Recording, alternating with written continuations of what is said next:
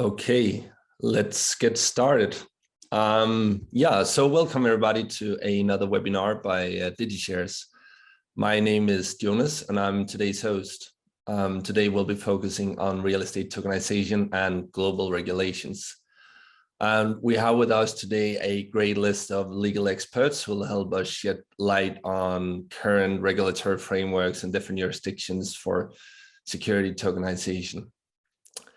But before we zoom in on today's program and the presenters, let us just cover the rules of engagement. First of all, if you have a question for a specific speaker while he or she is on, please add that question to the Q&A. And please also remember to specify who the question is for. After each presentation, if there is any time left, we can then take a few questions. And if not, we'll try to save the questions for the panel. If you have any general inquiries, feel free to use the chat where our moderators will sit ready to answer them. Also, if there are any technical issues during the webinar, such as a speaker being muted, a screen not being shared, etc., please notify us using the chat. We'll then do our best to take care of it. Okay, so now that we have covered the rules of engagement, let us move on to an introduction of today's presenters. So first we have Klaus Goning. Klaus is the CEO of DigiShares, and he'll be giving a tokenization industry status update and talk about the current traction of DigiShares.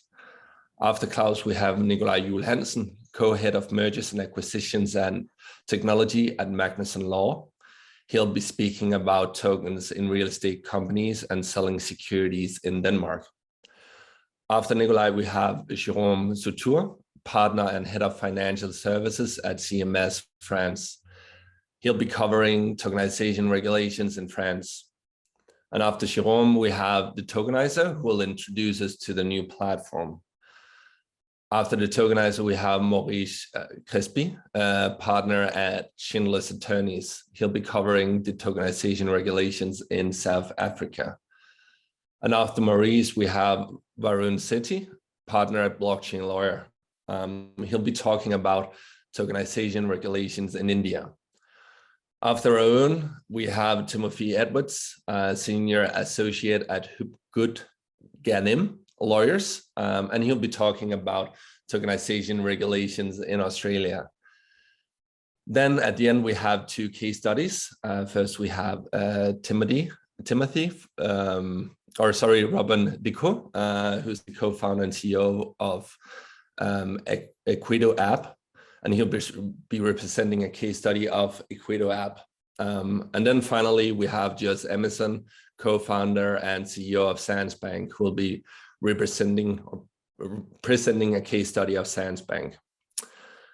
So those are today's presenters. And then at the end of the webinar, we'll have a fireside chat where today's presenters will answer your questions. We have already received lots of good questions, but if you have a question you'd like to ask the panel, please feel free to post it in the Q&A.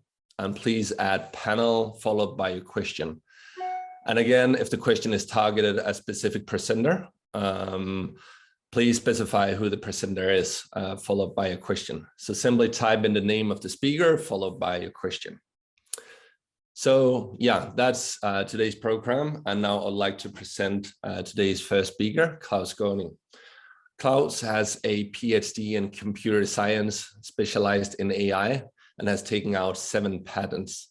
He's a serial entrepreneur, having co-founded more than 5 companies so far. For the last 5 years, he has been focused on blockchain and co-founded DigiShares 4 years ago. Klaus will now give us a tokenization industry status update and shed some light on the current traction of DigiShares. So Klaus, if you're there, the stage is yours. I'm here. Thank you very much, Jonas. Nice to be here today for another installment of our monthly webinar. My name is Klaus. I'm the CEO of DigiShares. My background is that I have a PhD in computer science, and I've been sort of on the business side for the last 15, 20 years, starting several companies, including an AI company before this, but sort of focused on the blockchain for the last 5 years. DigiShares, the host of the webinar today, together with the Tokenizer, is a company that is focused on developing software for tokenization, primarily of real estate, but also other assets. We deliver a white label platform for tokenization that can be fully customized to a high degree for any kind of client in any kind of industry. We have around 70 clients globally and grow quite fast and see significant demand, I would say, from the industry. Today, of course, we are hosting a webinar about regulations. Regulations is a key element of key importance in everything that we do. Some people call us a legal tech firm, even though we have just a single legal guy and 15 software developers. Legal and regulations is just so important about everything having to do with tokenization. Tokenization is influenced by regulation in a number of ways. We typically tokenize the equity or the shares of the company owning the asset. So we need to be able to fully digitize share cap table, share certificate, the transfer of shares, and so on. And we have to further be able to represent shares as tokens on the blockchain. And this is not recognized in all jurisdictions. In some jurisdictions, there's special regulations introduced for this. In some regulations, you have to notify the regulator, you have to discuss with the regulator, even go into a sandbox process with the regulator in order to do this. So it gets quite complicated, and that's why focus on regulations is key for everything that we're doing, and we as a company and the industry in general needs to be aware of it and needs to work with legal partners such as the 5 presenters we have here today. We are partnered with many legal companies around the world in order to provide our clients with the best possible guidance in legal and regulations. And 5 of those are presenting here today from Denmark, France, South Africa, India, and Australia. And actually, I would say it might sound a little bit boring to speak about regulations and the legal aspects, but in fact, it's out of the many webinars we do, regulations is often the most interesting topic with the highest amount of attendance. In fact, so it's quite important and interesting also for the users, for the real estate developers, the real estate owner operators in the industry to learn about this. And it should be, right, because we want to be compliant, and everyone wants to be compliant and to be on the right side of the law. In addition, today we are presenting 2 of our white label partners, Equito and Sansbank, so it will be also extremely interesting to hear about their projects. Our next webinar will be in May the 17th, I think. It will be focused on tokenization of NFTs and tokenization with NFTs. NFTs have become quite popular in our industry, so we have decided to focus one webinar on looking at how to use NFTs to tokenize, whether it actually makes sense and adds value to tokenize with NFTs, and also what are the legal implications of working with NFTs when you tokenize an asset. We will hear from Propi, one of the leaders in the space, and a couple of other NFT experts, Vivian Fang and Elizabeth Strickler. And again, 2 white label partners will present. We will also give our views on how to use NFTs and especially how to use them in a compliant manner to tokenize assets. In addition to this, we are doing some masterclasses around the world. We will be in Miami on May the 12th, in Vienna on May 31st, for 2-3 hours of masterclass about real estate tokenization, presenting our best practices, our framework, our knowledge and experiences over the years, and some use cases and some different speakers that will shed more light on what we're doing. From our side, we see continuing industry growth and industry maturation. A lot of new players are entering the space all the time. A lot of VC funding is coming into the space. The industry is growing quite fast. And we see especially, which is especially important, I think, that the liquidity and the volume of the exchanges that are focused on this space are also growing quite fast. This is essentially what we need to become successful, all of us, is that we can promise our clients a decent or sufficient amount of liquidity. We signed up 8 clients since the last webinar over the last month or so, which is a record for us. 3 in the US, 1 in the UK, 1 in Poland, 1 in South Africa, 1 in Singapore, and 1 in Nigeria.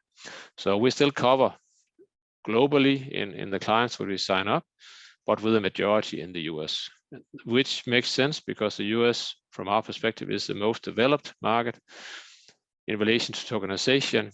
There is a legal and fully recognized framework for how to tokenize compliantly in the US, and a number of good legal companies, legal firms know how to advise and how to guide companies towards a successful project.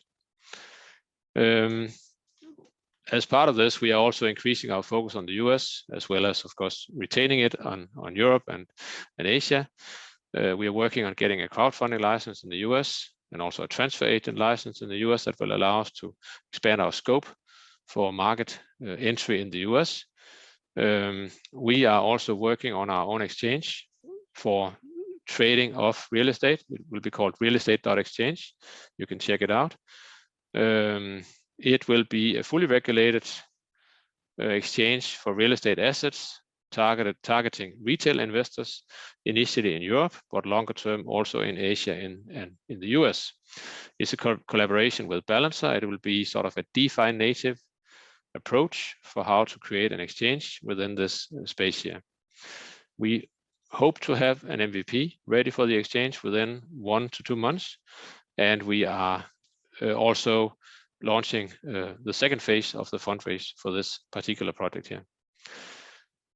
So I think that's it for me. I look forward to hearing the different presentations, and we'll give the word back to Jonas. Thank you very much. Thank you, Klaus. Yeah, so next speaker up is Nikolaj Juhl Hansen. Nikolaj is a corporate partner and co-heads the mergers and acquisition and technology teams of Nordic Baltic law firm Magnusson Law.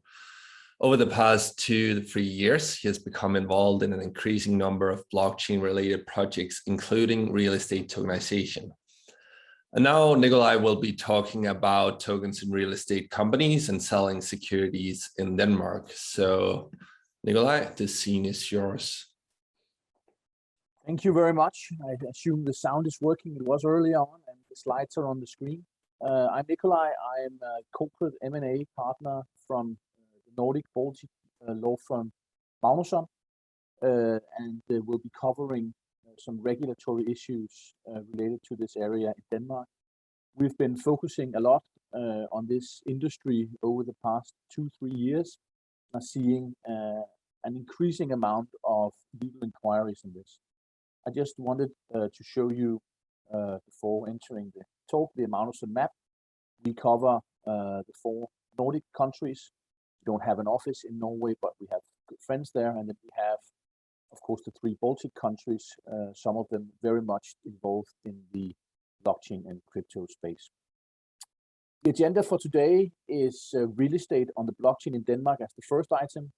Then we are going to touch a little bit about the tokenization of equity in a Danish company. I'm going to touch upon the issue of raising funding for real estate SPVs. And then we're going to dip a little into the potential for a need for FSA, Financial Supervisory Authority regulation and license when you do these projects. First up is a picture of my ownership of my summer cabin with my wife. Denmark basically has one of the oldest blockchains around with just gonna take the screen here. With transactions actually recorded on a blockchain.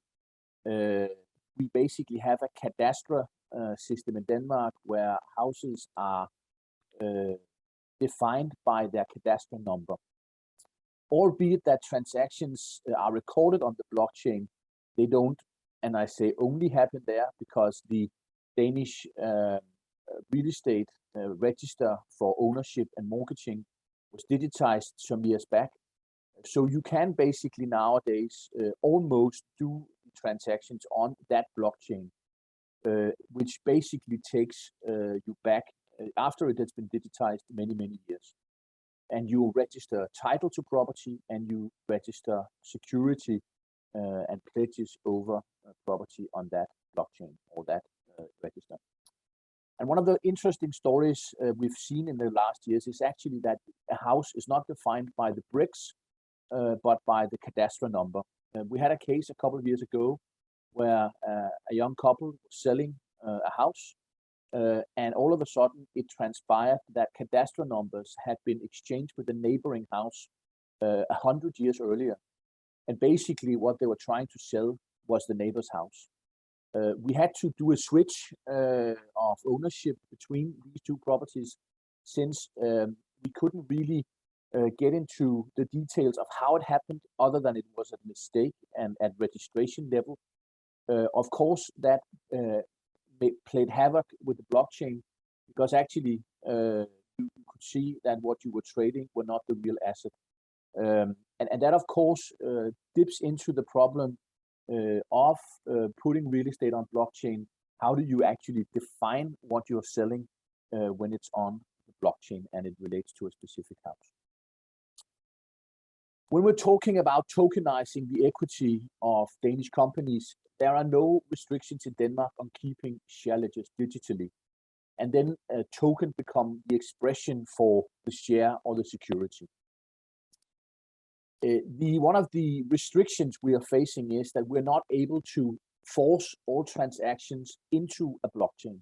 So even if you keep shares on a blockchain and in a digitized way, you can still trade those shares basically over the fence with your neighbor.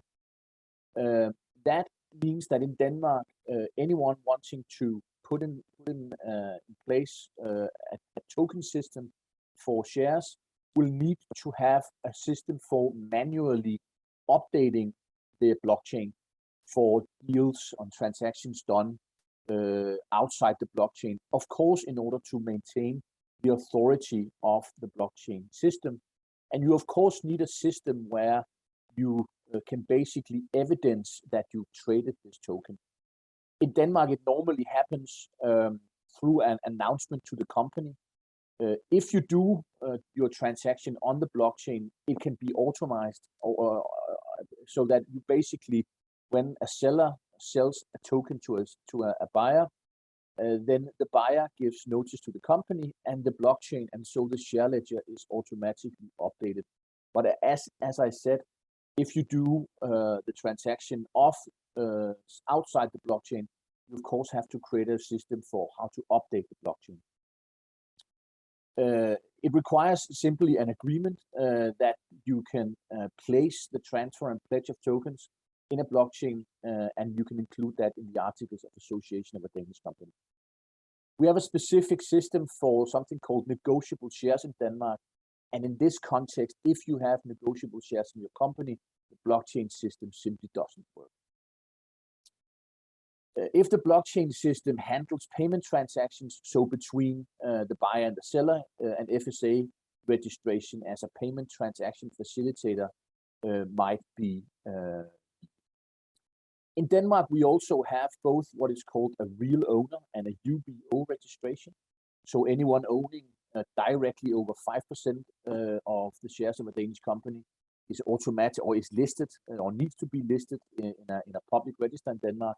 And the same for any ultimate business owner. Of course, the physical persons at the end of the ownership string, even if you pass through a number of different companies. And that, again, requires the operator of the blockchain to either create a system where that kind of information is automatically posted to someone who then updates the register at the Danish Business Authority, or it needs to be handheld for a period of time until you have an automatic system for it. If you create a blockchain, then in order to have an authoritative share ledger, you require either that you are able to physically print that or give access to public authorities who needs to be able to go in and check how the share ledger looks. And since we also operate registration of pledges in the share ledger, and that if it's done in the blockchain, you basically need to introduce also a stop function so that any token where you have registered a pledge cannot basically be traded.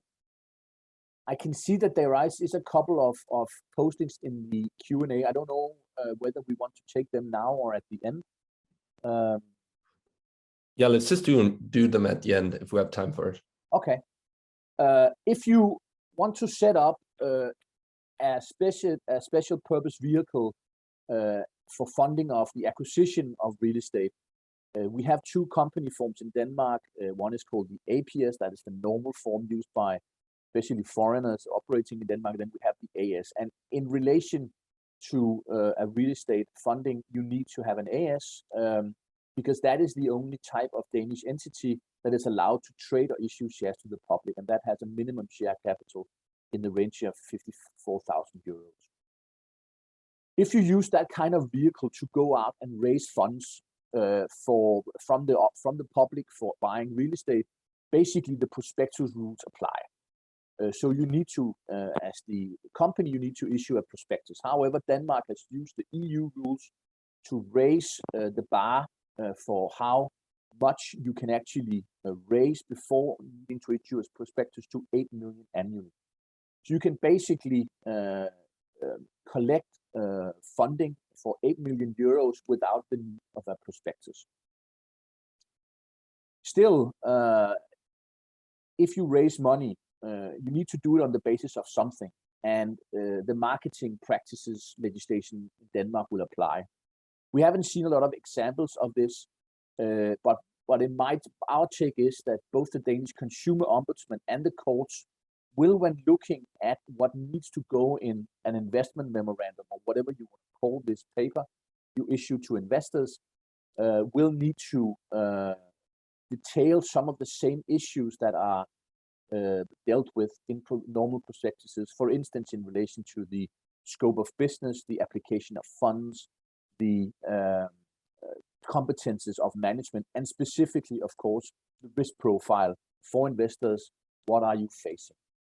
And you need to structure such an entity carefully if you want to avoid becoming an alternative investment fund, an IFE, subject to regulation by the Financial Supervisory Authority, which is the last issue I'm going to touch upon.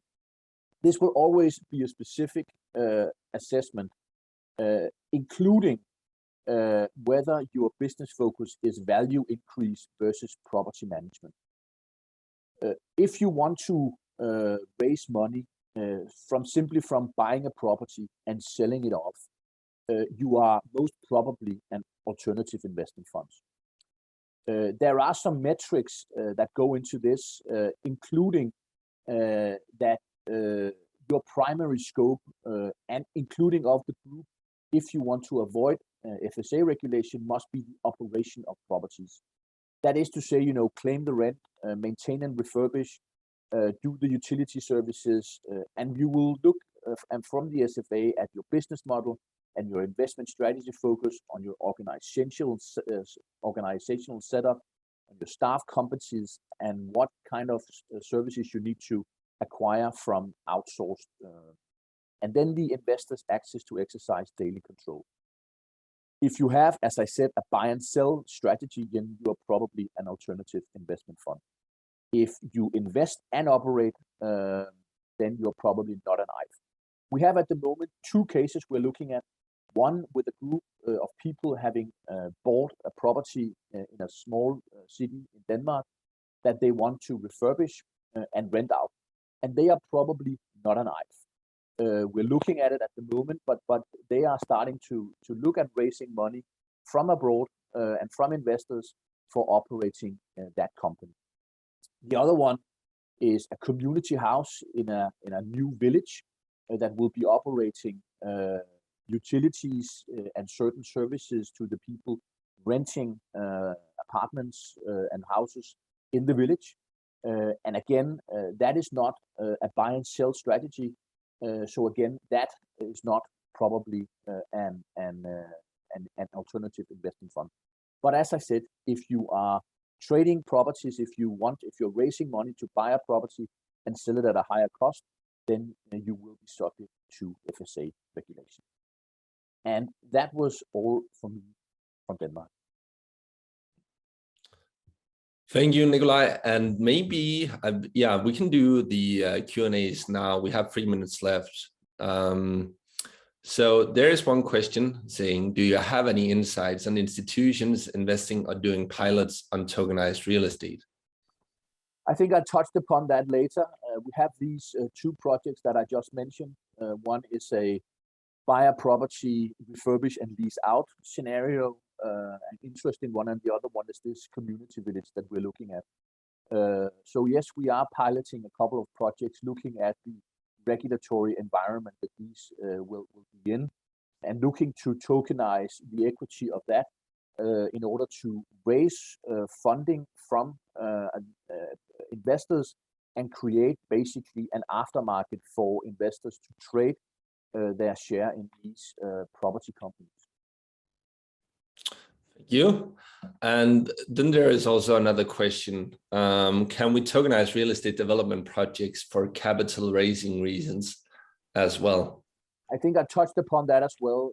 If you are raising, if you're raising money in a buy and sell strategy outfit, then yes, you can use tokens.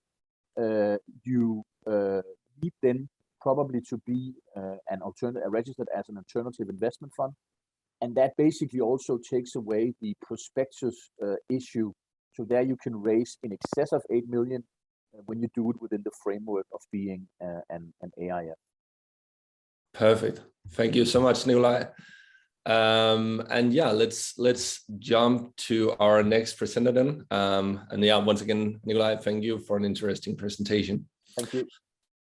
So next presenter up is Jérôme Sutour, who's the partner and head of financial services at CMS France. Jérôme specializes in banking and financial law, and in particular, asset management activities. He acts for a large number of friends and institutional institutions in relation to financial regulations and collective investment vehicles, and is recognized for structuring innovative products. And now Jérôme will speak about tokenization regulations in France. So Jérôme, if you're there, please take the stage. Hello, everyone. Nice meeting you all. It will be hard to speak after Nikolaj because basically this presentation was, in my view, great. And it's hard to say more than this from a pure basic perspective. Because as you may know, France is part of the EU, and most of the regulations which were alluded to by Nikolaj are the one we are also applying. But let's restart and look to this through a franchise. France has very early on recognized that securities could be recorded in DLT.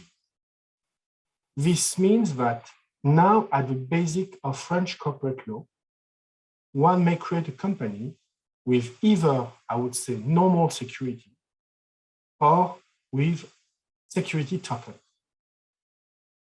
So the basic rule for us is when we look to a company is to whether its articles of association do allow the possibility to issue security tokens or not.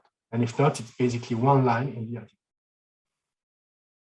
When you think about creating security token for real estate transaction, as was rightly pointed out, first you must consider whether it will be a true company or an AIF, because this will impact how the regulators in France will approach this scenario.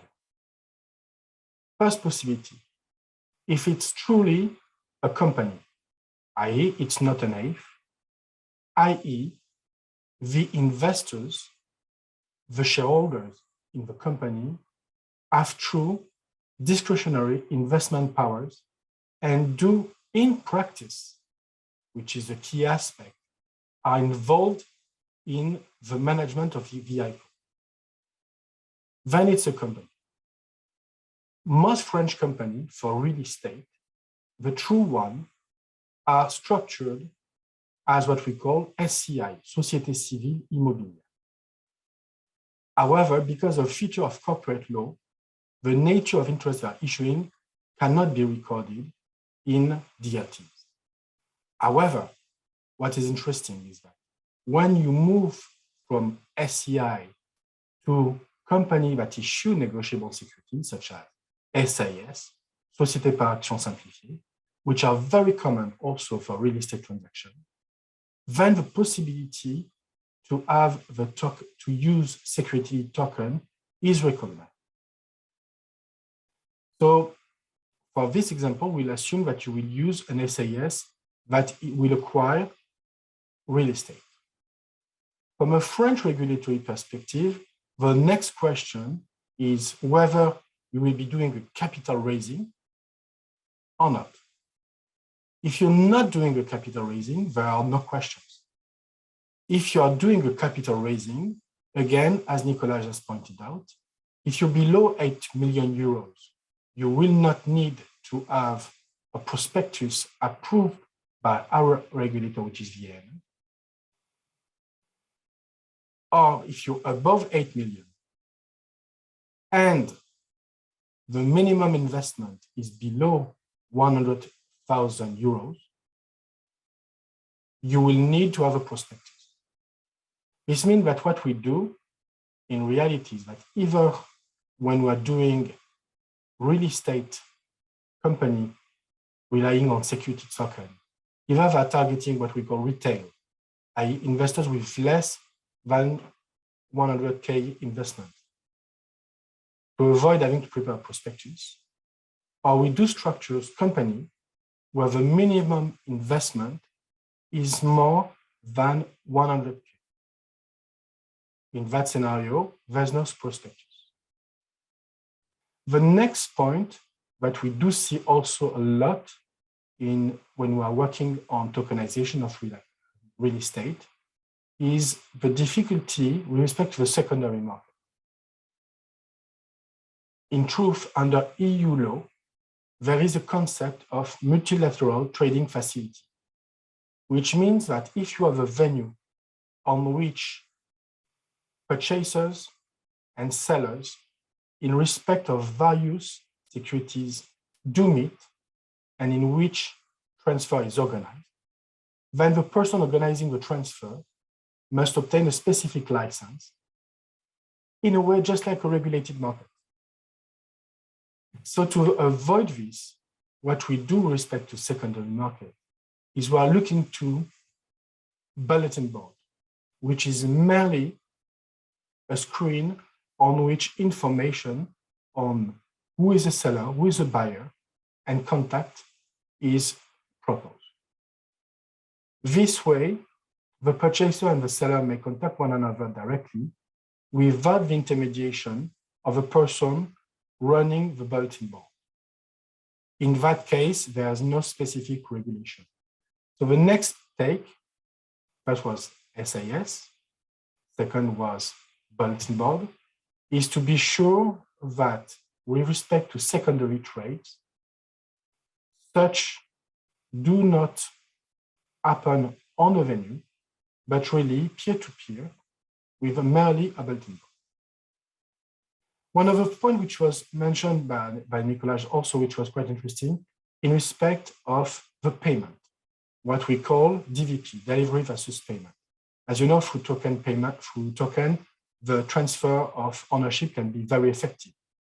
As I pointed out right at the beginning, from a French law perspective, ownership of a token may be evidenced by recording the DLT. So with respect to the payment feature, again, to the extent the payment goes directly from the seller to the buyer without any intermediation, there is no regulation. However, when someone intermediates the payment, then we have another regulation which is kicking in, which is the payment service regulation, or even in some case, the banking regulation. This has an impact on how you structure a real estate tokenization deal. The easiest way for the primary market, when you create the company, is to use a bank that will receive the subscriptions and that will give the subscription amount to the company. Thereafter, when you're on the secondary, as I pointed out, the transfer of the payment must be done directly by the payer to the seller, or they must be relying on a payment service provider. From a pure regulatory perspective, if I have to summarize, on the basis of French law, tokenization of real estate through securities tokens is totally possible and is basically subject to the same rules applicable to normal securities. If we move now from the space of security tokens to utility tokens or payment tokens in respect of real estate. The difficulty we have under French law in respect of utility token is that for French real estate, transfer of ownership cannot be recorded on the blockchain as such.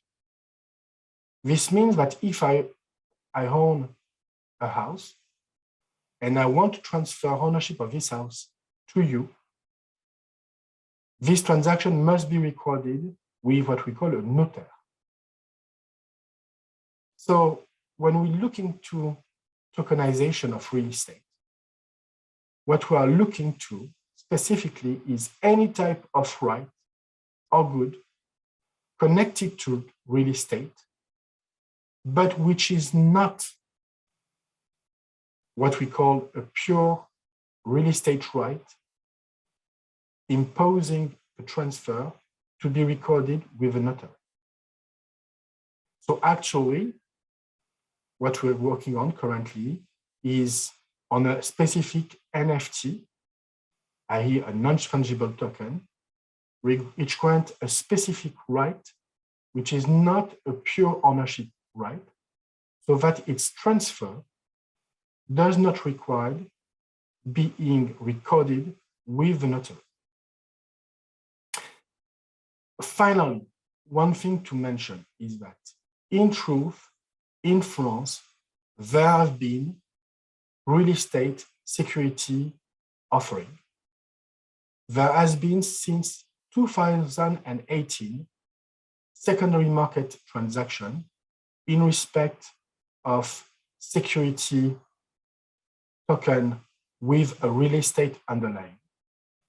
And it's something which is, to the extent you're not a fund, very straightforward, and I would say even easy. Now we leave the real estate and company part to move to the fund part. If you're going to a fund structure, i.e., where, for instance, the sponsor decides when to invest, when to have capex, which are made onto the real estate. In that scenario, the structure would be called an AIF, Alternative Investment Fund, which under French law requires a regulated entity, either a French or one from the European Economic Area. If any of the investors is classified as a retail investor under the MiFID directive, Market in Financial Instrument Directive, or second possibility, if a person managing the structure manages structure which are called either open-ended or leveraged for a total asset under management of 100 million, or if all the structures are closed-ended and do not rely on leverage up to 500 million euros. So to put it in another way, it is also possible in the French law to create a company which issues securities token, which is a fund from a regulated perspective, to the extent all the investors in the structures are professional investors or institutions. If it's not the case, then you need to move to a regulated AFM, i.e. a regulated fund manager. So to summarize all I've said, I think you can take 3 ideas, which are as follows.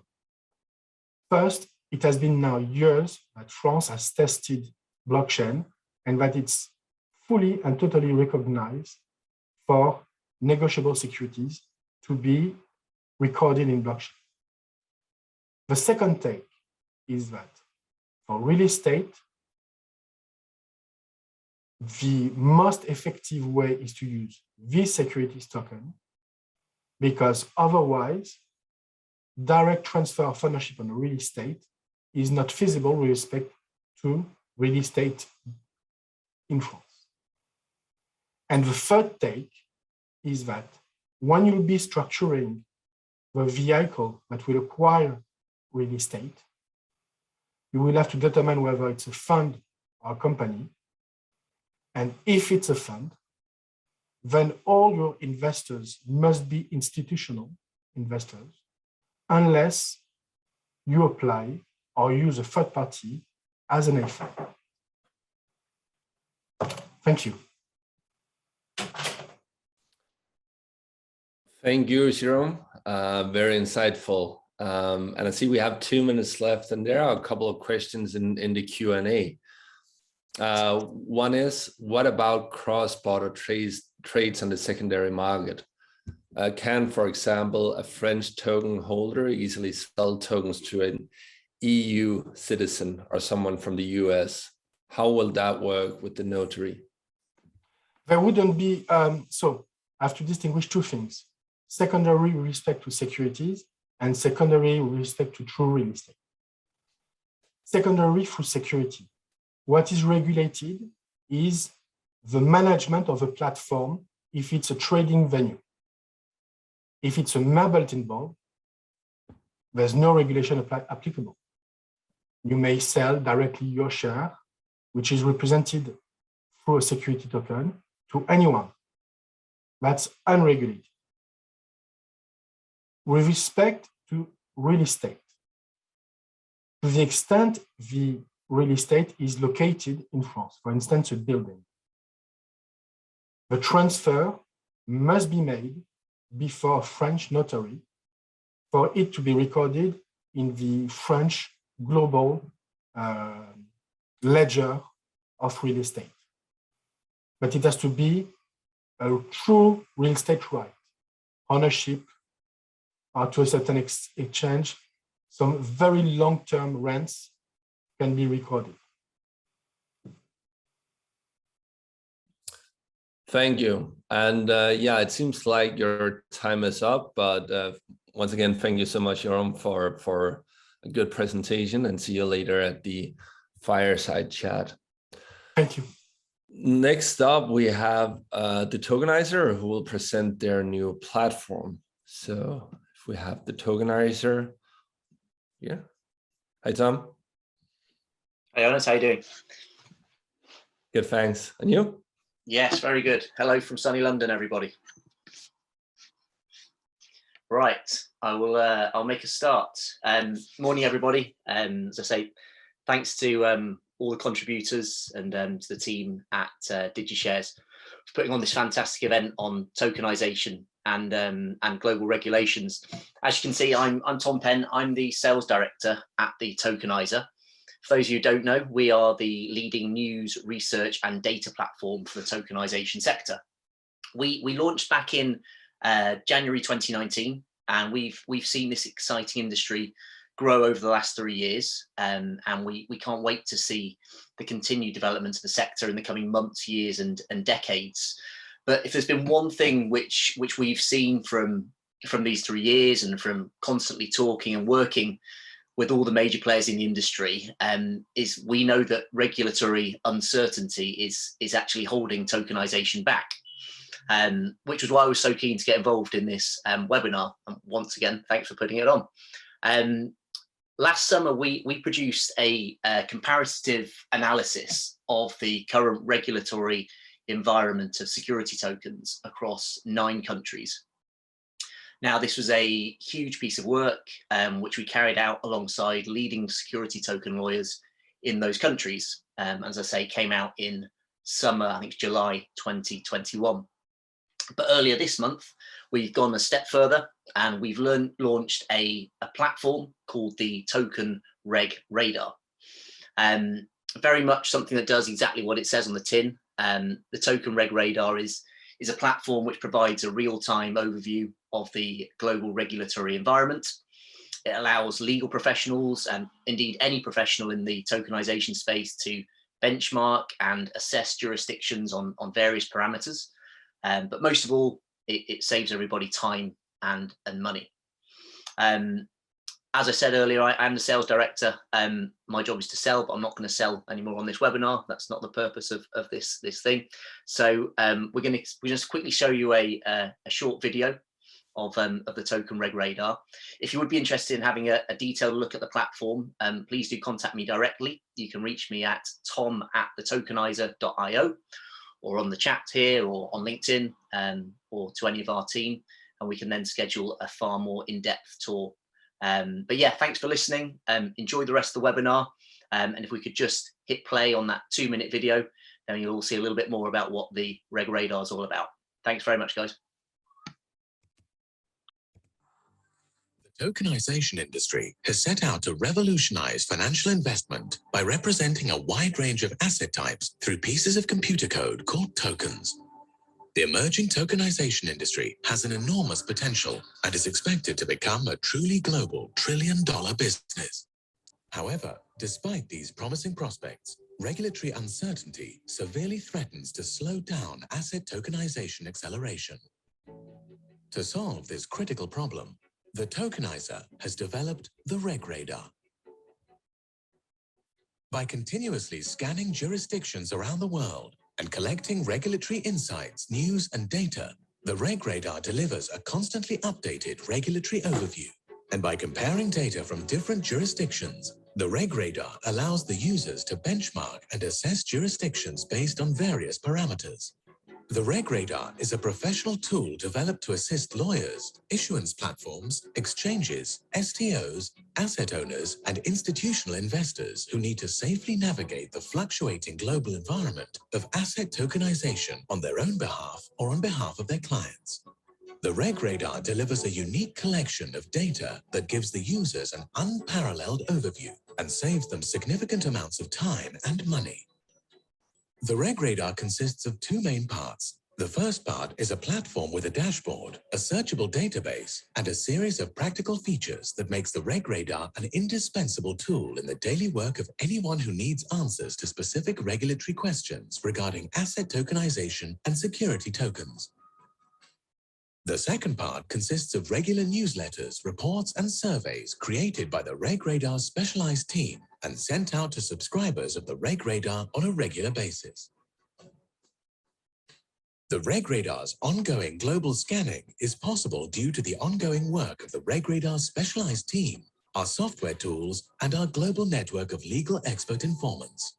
The Reg Radar, unique overview, priceless clarity.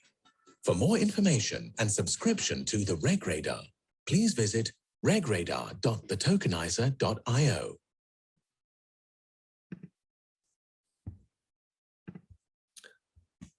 Thank you, Tom, and the Tokenizer. Seems like a really good tool, I believe. So that's really interesting. Thank you so much. So next speaker up is Maurice Crespi. Maurice is managing and founding partner of Schindlers Attorneys, and he joined Schindlers in October 1997 and became a partner of the firm in December 1998. Schindlers specializes in South African property law and is now at the forefront of the tokenization of physical assets, with a particular emphasis on impact projects in the property sector. He is personally involved in the tokenization of over 1 million hectares of land on behalf of the King of Ndebele people. I don't know if I pronounced it right, but so as to unlock value in tribal land burdened by legacy apartheid legal structures that restrict this prospect. To achieve this, Maurice also founded Schindlers Digital Assets, Virtual Nation Builders, and NFTs Auditor. Now Maurice will talk about the tokenization regulations in South Africa. So Maurice, the scene is yours. Great, thank you so much.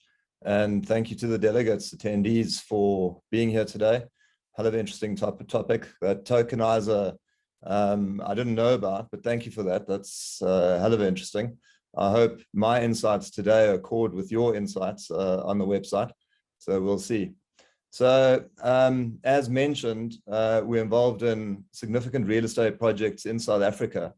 The biggest being for the king of the Ndebeles, the Ndebele nation. We have several kings in South Africa. And what happened in the transformation from apartheid to where we are today is land that was occupied by certain tribes in South Africa was put into what are called tribal trusts.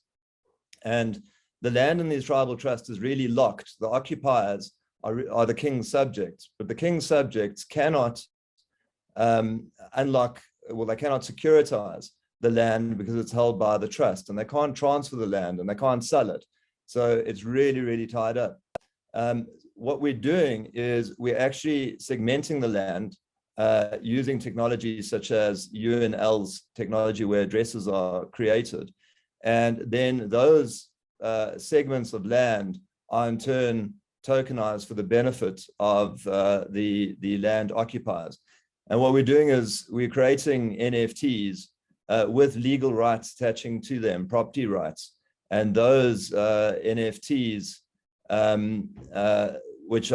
NFTs would be outside of the tokenization, the DigiShare type platform. These NFTs actually contain the legal rights that the NFT holder has in relation to the land. Turning to the tokenization of property, let's say for investment purposes, at the moment in South Africa, we don't have any regulations. It's an unregulated market at the moment. It's basically a free-for-all, and it's resulted in a lot of confusion and a lot of people not quite knowing what to do. So what we're doing is we're advising clients to prepare for the anticipated regulations in South Africa. And the anticipated regulations emanate from a paper that was prepared by a working group, a government working group that actually represents all the departments, such as our central bank in South Africa, our financial control authority. And what is anticipated is there is going to be a regulation in relation to utility tokens, such as property tokens. And if you're giving, as an example, advice in relation to investment, you'd have to be registered. In terms of existing legislation, what's happening is they're changing the definition of financial product to include crypto assets. And the moment that happens, any advice that's given, you'd have to be registered with our regulatory financial authority. The same when it comes to our Reserve Bank. We have exchange control regulations. If you want to take money out, you have an allowance of R1 million. Thereafter, you need to get approval. Now, at the moment, the only thing that has happened in South Africa is the Reserve Bank have told our banks not to allow these foreign transfers to take place, but there is no regulation. It's just really, they're just putting pressure on the banks. But when the definitions change and crypto asset service providers are included in the definition, and tokens and crypto assets are regarded as assets, let's say movable property, then you'd need approval from the Reserve Bank for the transfer of value to a foreign jurisdiction. What I've done is I've just prepared one slide that I'd like to share with you, just to give you an idea of how we're structuring the tokenization of real estate in South Africa. We, like many jurisdictions, we don't have the ability in terms of our existing company legislation to really augment the shares. By way of example, if you look at the definition of share register in our legislation, there's no ways that you'd be able to include the definition of, or what takes place practically with tokens in the definition of a share register. A token register wouldn't meet that definition. So this is the structure we've come up. We set up a token trust, which you'll see over here on the right. And the token trust, we call a mini rate, a real estate investment trust. It's not a real estate investment trust in terms of our law, because it's not on our stock exchange. To fall within the definition and to get the tax breaks, it would have to be registered on our stock exchange, which isn't the case. So we're calling it a mini rate. What we have here, you'll see on the right, we have the token holders, and the token holders are the beneficiaries of the trust. So they don't actually have to be named. It can, in fact, be bearer shares. The identity of the beneficiaries or the token holders doesn't have to be registered anywhere. The trustees, of course, administer the trust on behalf of the token holders. The trust deed sets out exactly what rights and duties the trustees have. What the trust deed also does, similar to unit trust, it talks of the redemption of unit trust and exactly how the trustees would have to manage the trust, but also what rights attach to the tokens. I've included escrow here. I'll explain it now. The SPV, the 100% of the shares would be held by the token trust, and the SPV would be the acquirer of the property, and the target property over here can either be by way of an option or an outright purchase if the funds have been raised. But what most of our clients are doing is they're negotiating options to purchase land. So another example, a transaction involving 8 game safari lodges in our Pilanesberg area. What they're doing there is they're consolidating 8 game lodges, and they're tokenizing the project. And to tokenize the project, they went to the 8 game lodge owners and negotiated these options. And the idea then is to raise funds through the tokenization. The funds get paid to escrow to a point where the strike price on the option is met. And when that happens, the escrow agent would release the funds and the SPV would pay the seller of the property. And in those circumstances, you'd have the SPV being 100% held by the token trust, and the token trust, in essence, being beneficial owners, as called in our law, of the shares. What they do not have is they do not have voting rights over the shares. All the rights are really just regulated in the trust deed, but you cannot take all complete discretion away, but one can really limit the rights and duties of the trustees for the purposes of the tokenization. And then you'll see here, we've got the directors and the property management who look after the investment on behalf of the token holders. So just to conclude here, if one talks regulation, what's going to happen on the right here is, insofar as the DigiShare platform is concerned, it will be regarded in South Africa as a trading platform which would have to be registered. And that's because the definition of crypto assets that's coming in South Africa includes a digital representation of an investment or any forms of utility. So it would certainly include that. And a crypto asset trading platform will be an intermediary buyer-seller service of crypto assets. And also, if you give advice in relation to the crypto assets, it would be necessary to register, as I mentioned earlier. Also, if you're a crypto asset safe service provider, being entities which safeguard, store, hold, or maintain custody of crypto assets belonging to another, you'd also fall within the definition and you'd be regulated. In the time we have, thinking maybe if there are some questions, I can address them now. I don't know if there's any questions right now, but Okay. if some of you have any questions, feel free to write it in the Q&A. I think I have one question, so that would be, except for the lack of regulatory clarity, what are some of the main challenges to real estate tokenization as it is today? I think the main challenge is really just the legal aspect of it. These structures are complex structures. It would be good if we could simply include in the definition of a share register the tokenization or a token type system to keep the register. But until then, one has to look at the structure, and it's expensive, time consuming. In South Africa, the biggest challenge is actually registering trusts. It can take several months. So what we advise our clients to do is, once they have, they're happy with the trust, and once they are in a position to register a trust, to register more than one, to register 10 at that point in time, because then they can have them and they can shelve them. Thank you. And I also see there is a question here from Adrian asking, how is the interest of the directors, PMs aligned with token holders? So the directors have a duty, obviously, to the trustees as shareholders, but also to the company. So they owe the standard fiduciary duties of good faith as set out in the Companies Act. By fulfilling their duties to the trustees, they're indirectly fulfilling or serving the interests of the token holders. Thank you. And then lastly, from Musa, how long would it take to set up such a structure, and what are the indicative costs of setting it up?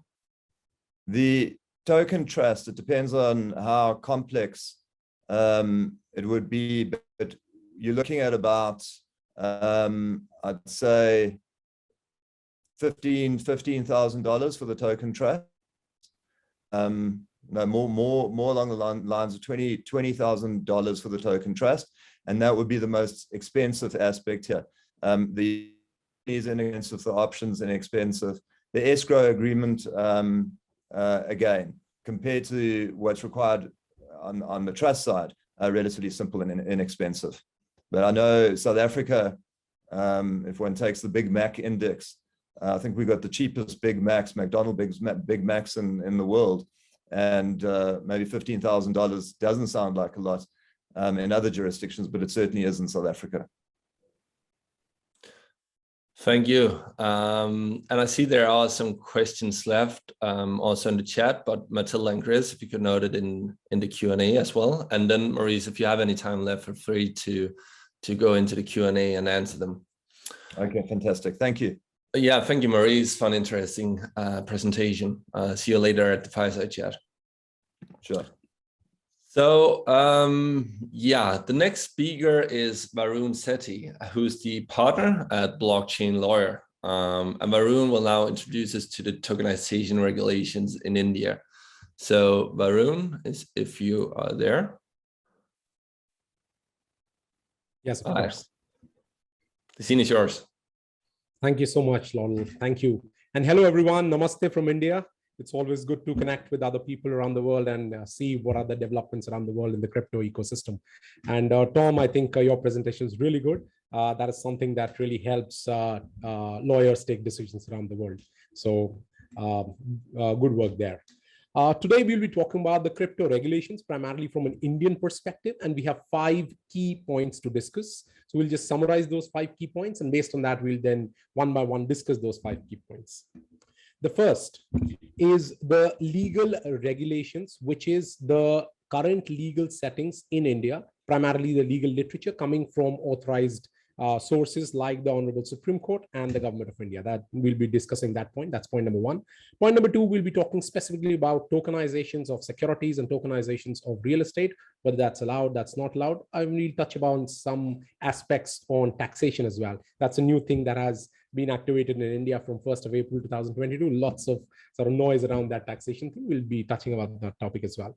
Third, we'll be talking about one aspect that India generally get criticized about, a black box kind of company, wherein, let's say, global investors invest in India and there are capital controls, so you cannot take your money out of India. So we'll be touching on that aspects and how tokenizations can actually help alleviate those fears.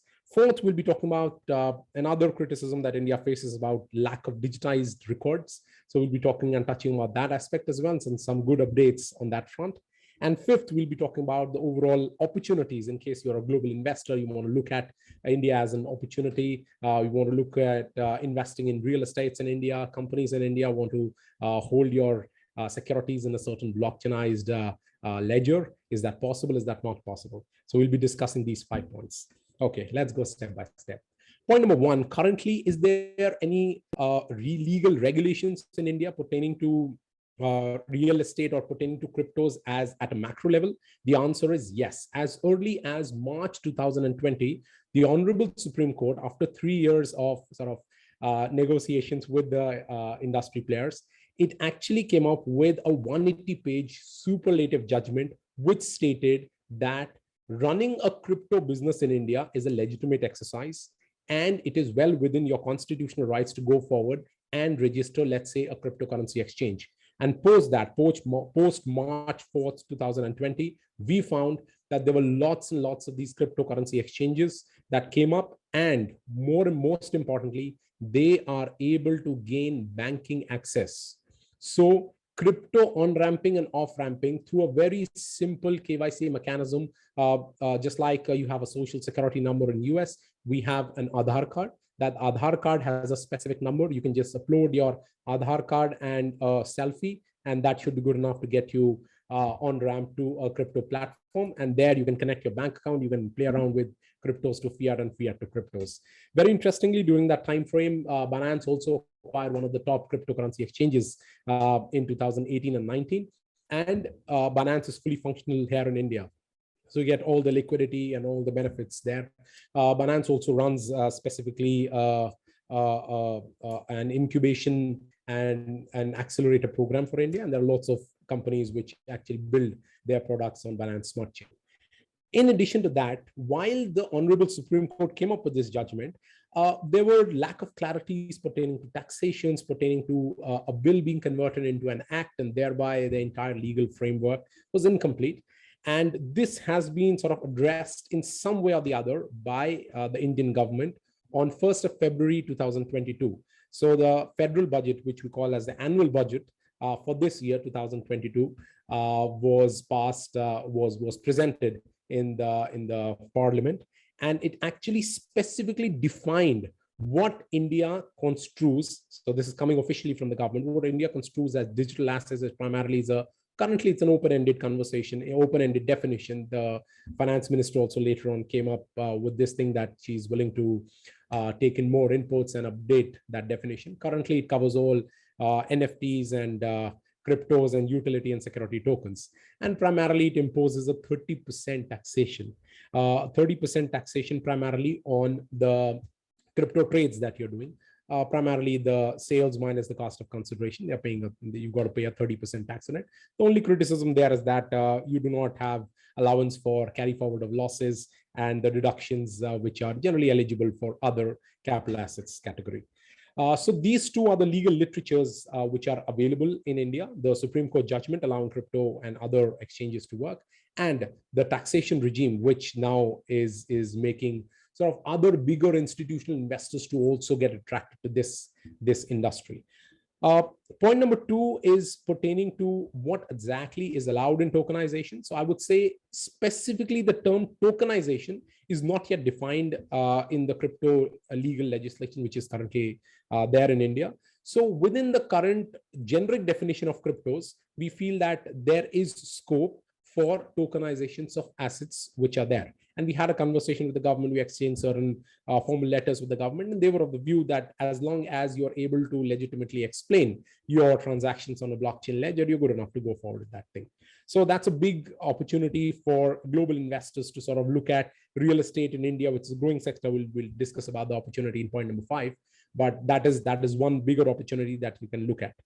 Point number 3 is where the criticisms and the Indian companies were generally criticized in the past, primarily pertaining to they being running as a black box thing. So let's say if there's a Y Combinator investor in an Indian entity or a Singaporean VC firm investing in India, and there you did not have that level of transparency. The investors did not receive informations whether their stocks are actually validly issued or not. Now, this has been somewhat alleviated by what has happened in the last 5-7 years in India. In the last 5-7 years, there has been a massive revolution pertaining to fintechs in India. And what that has done is that it has digitized most of the government records. So today, if you're a foreign investor, only by paying 100 rupees, which is equivalent to $1.5 only, you can access the entire database of the shareholding pattern of any private limited company, unlisted private limited company. We're not talking about listed companies. Unlisted private limited company, it may be a startup where you've invested. So let's say if there's a German investor who's invested in an Indian company, just wants to validate if that thing is there, $1.5 is all that you need to access the public registry record. And then you get a certified copy from the government. So that entire asset record has been digitized. In addition to that, India used to exercise, and it still exercises, capital control. So one of the other criticisms that Indian startups used to face was that it's easy to sort of put in money in India, but very difficult to take the money out of India. So from that perspective, when we look at tokenizations or cryptos as a solution, so you can actually, and the Indian government actually came with this clarity that currently capital controls do not apply to cryptos. So you may invest in India, and we'll discuss about the structure as well. So you can invest in India in a certain project, and you can hold certain tokens of that project, and then you can actually go forward and also do all the secondary trades, even if you're not an Indian citizen, even if you have no nexus with India. And these secondary trades can be easily sort of then captured in a blockchain explorer, and that should be a valid and a legitimate transaction. So those things are possible. So from that perspective, crypto is currently not coming under capital controls. So your money investment into a certain Indian project is not stuck at the India level, and then you can easily move around your money. Just to give you an example, Polygon, which is a Matic token, which is one of the most popular projects from India, it has been listed in multiple exchanges across the world. Even the Indian government is actually exploring a pilot project of putting birth certificates on the Polygon blockchain ecosystem, which means that all your birth certificates, and they're also thinking of putting the death certificates on the Polygon thing so that you're able to easily access that thing. So the digitization revolution, which has happened in the last few years, is noteworthy, and thereby it will attract lots of inflow capital from across the world. So capital controls, point number 3, capital controls criticism is somewhat alleviated by the use of cryptos. Now, point number 4 is primarily an extension to point number 3, which is the digitization. As I talked about, that only by paying $1.5 you can actually access the government records of the private company where you have invested, or any other private company which is there on the Ministry of Corporate Affairs. So Ministry of Corporate Affairs is the one with like a registrar, a company registrar, keeps all the records. In addition to that, very interesting phenomena that has happened in the last few years is that Securities and other custodians like SHCIL, which is the Shareholding Corporation of India Limited, is also making endeavors to digitize the physical share certificates into a demat form. And this is where the biggest opportunity lies, wherein private limited companies can now keep a private sort of share certificate, and you can then issue a token as a lien to the physical share certificate. And the same thing can be replicated in a real estate as well. So say, for example, if you've got a real estate, let's say in an upcoming town in India, I'll give you an example, like 13,500 kilometers worth of highway roads were constructed during the COVID lockdown time period of 2021. It is amongst the fastest road construction in the world. With these road constructions, we feel that the real estate sector in the next 5 to 10 years will massively grow. And with this real estate sector massively growing, you need the registrar or the details, the stamp duties and all those registry records to be put digitally. Currently, the process, I would say, semi-digital. You can still, just like you can access the stock certificates of your company where you've invested, you can similarly access public records of some states, not all the states. Some states are now being put digitally. So you can actually access the registry records, that is the ownership details of real estate in an online digital format. And that can be then tokenized and put it under a SPV. And that SPV can then offer its ownerships to people across the world. There are no current capital controls on that, which means that let's say that there's an upcoming suburb in India, let's say in Bangalore, which is sort of the tech capital of the country. In Bangalore, you have one of the most expensive real estates in the country.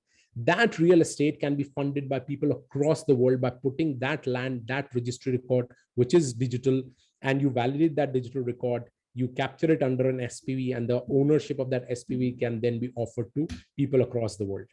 And that will bring in massive revolutionary things, especially in the real estate sector. And that is where you need structures like DigiShares to capture all the transactions in a certain infrastructure. And you can onboard people across the world to then become part of that SPV. There are no restrictions on foreigners owning SPVs, and that SPV then owning the real estate record. So SHCIL, the Shareholding Corporation of India, trying to digitize itself. MCA, Ministry of Corporate Affairs, which is the registrar, the company registrar, already 100% digital. And the registrar, that is the physical real estate registrar, is also upgrading itself to digitize itself. In addition to that, there are some other sort of point number 5 that I want to discuss. There are some other opportunities that India offers. Now, from that perspective, when we look at it, there are about 15 to 20 million crypto traders in India. And the average age in India is it's a young country, it's about 28.4 or so. And we feel that these youngsters are the ones who are most active in the crypto ecosystem. Now, when I look at this concept, 15 to 20 million crypto users, and on the other side, just like in the West, you have Apple Pay and Samsung Pay and other things. Government of India offers a solution called UPI, which is a free of cost solution offered by the government. UPI, which is Unified Payment Interface, it's identical to the Apple thing, actually captures about 45 billion transactions, almost totaling up to 1,000 billion US dollars in a year. Now, when I marry this concept, 45 billion transactions in a year, totaling up to about 1,000 billion US dollars, with a 28-year-old standard average age of Indians, 15 to 20 million crypto users, and 13,500 kilometers of land, highway roads being built, and a booming fintech sector and an expectedly booming real estate sector. We are then looking at India as an investment, one of the best investment opportunities in the next 5 to 10 years. And thereby, there would definitely be more and more real estate being offered, not only in tier 1 towns, but tier 2 towns, tier 3 towns, which will then open up opportunities. So just to summarize it, in a legal structure, the physical real estate, which has a digital record with the registrar, can then be put under an SPV, and that SPV, which is an LLP, which is a limited liability partnership, can offer its ownerships to people across the world. And those people across the world can actually invest in tokens. You can on-ramp, off-ramp in India, or in case you want to do it offshore, that's also an option. And this SPV has managing trustees, and then you can have an underlying asset, which is the real estate. That is how you can actually tokenize physical real estate in India. And similarly, you can tokenize the securities, bonds, and equities of startup companies as well. So we're very excited of what's happening around in India. And just to summarize the 5 points that I discussed, point number 1 was the legal literature, the Supreme Court, and the taxation thing. India allows crypto on-ramping, off-ramping, 30% taxation on it. Second, tokenization, no specific law disallowing that thing. Point number 3, capital controls. Yes, India exercises capital controls on fiat money, not yet on non-fiat money. 4th, the digitizations of MCA, Ministry of Corporate Affairs, the company registrar, the Shareholding Corporation of India, and the real estate registrar as well. And point number 5 is the opportunities, as I mentioned. The average age, 28 years and 15 to 20 million crypto users. I feel that India is surely sort of the next 10 years, we're surely expecting some big projects from the crypto ecosystem to emerge from India. That's it from my side. Over to you, Laurent. Thank you so much. Namaste. Good to hear, Varun. Thank you so much. Very interesting. And see you later at the Fireside Chat. So yeah, next presenter up is Timothy Edwards, who's the Senior Associate at HopgoodGanim Lawyers. And Tim advises on all types of litigation and dispute resolution matters, including disputes related to insolvency and restructuring, cryptocurrency and blockchain projects and offerings, the enforcement of security interest under the Personal Property Securities Act 2009, proceeds of crime matters, partnerships and shareholder oppression, professional negligence, novel wills and estate matters, commercial contracts, trust, directed duties, native titles, and mining and resource projects. Timothy will now be talking about tokenization regulation in Australia. So Tim, if you're there, please take the stage. Thanks very much, Yanis. Well, some very hard acts to follow here.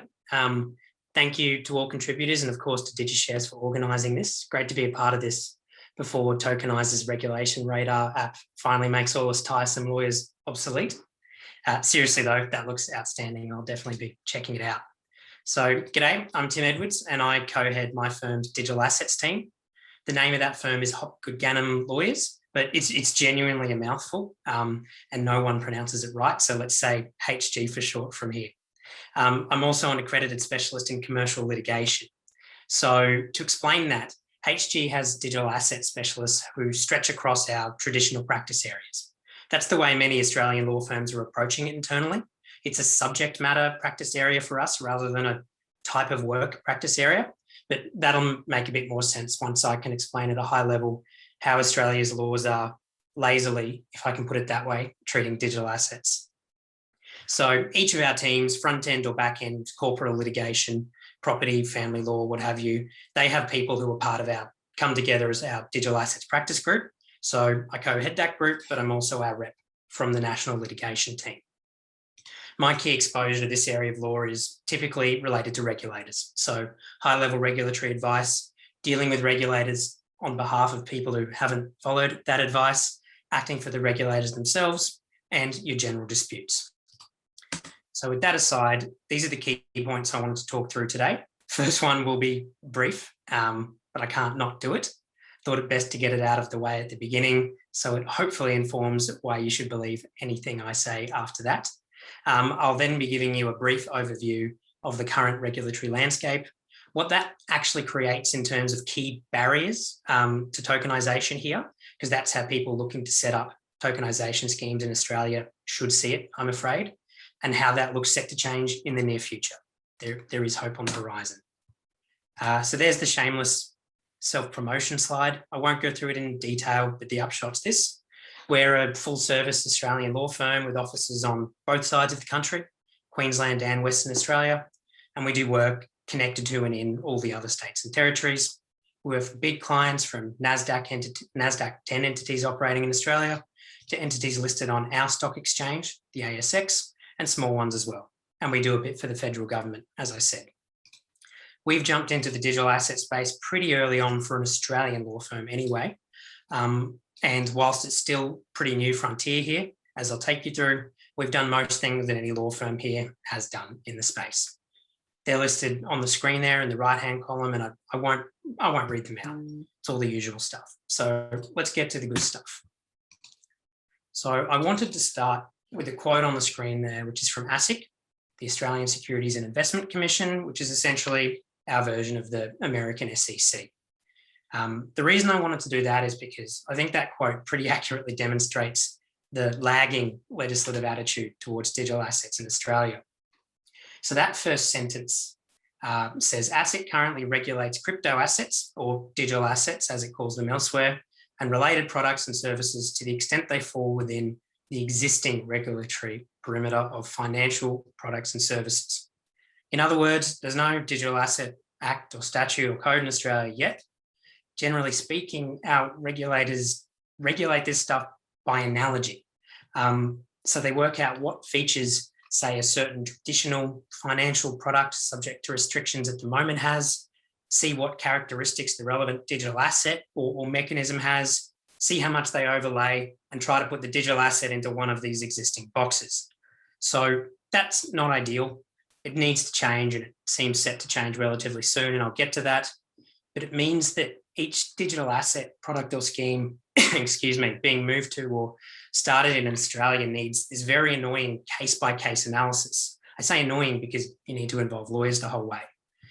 For instance, is that thing I'm offering actually enough like a share that it needs to be treated like one under Australian law?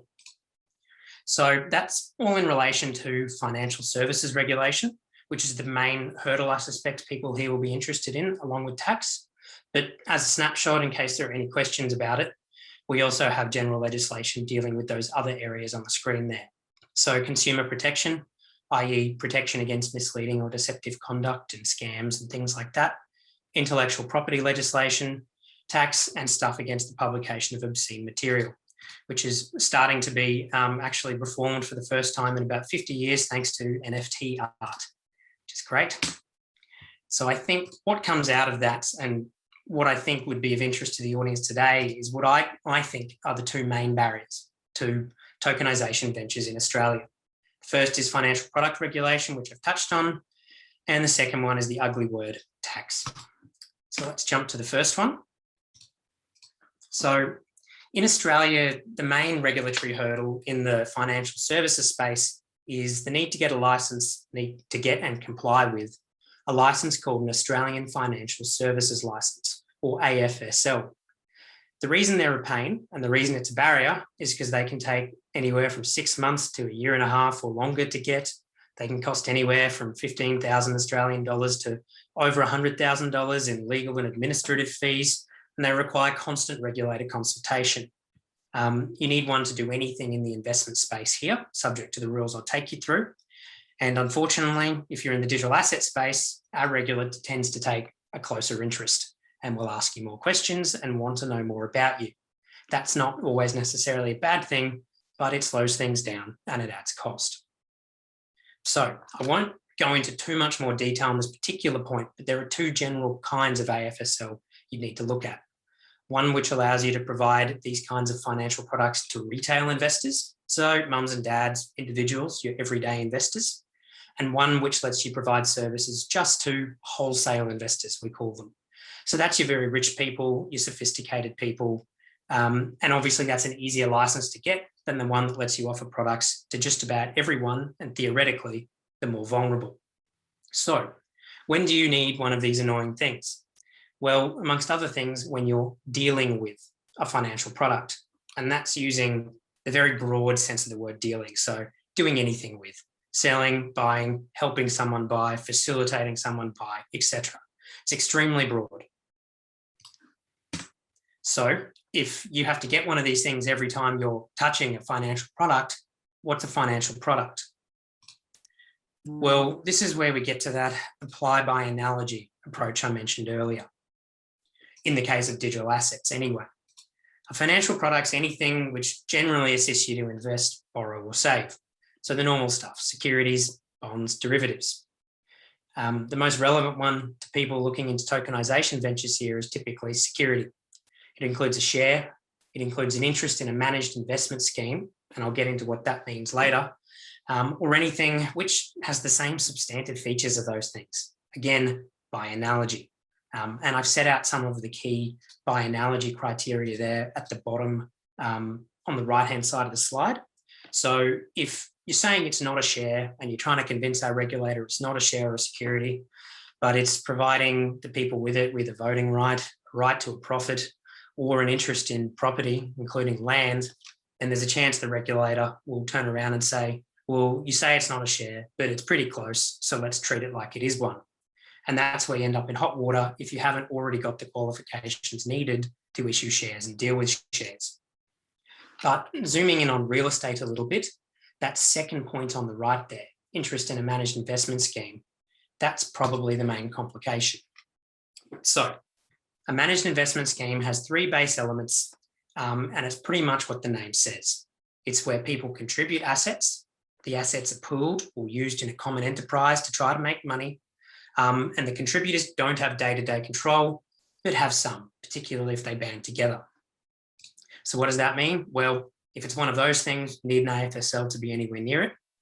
And on top of that, you need to undergo extra compliance, reporting into the regulator, sometimes being with the regulator in a sandbox environment, and so on.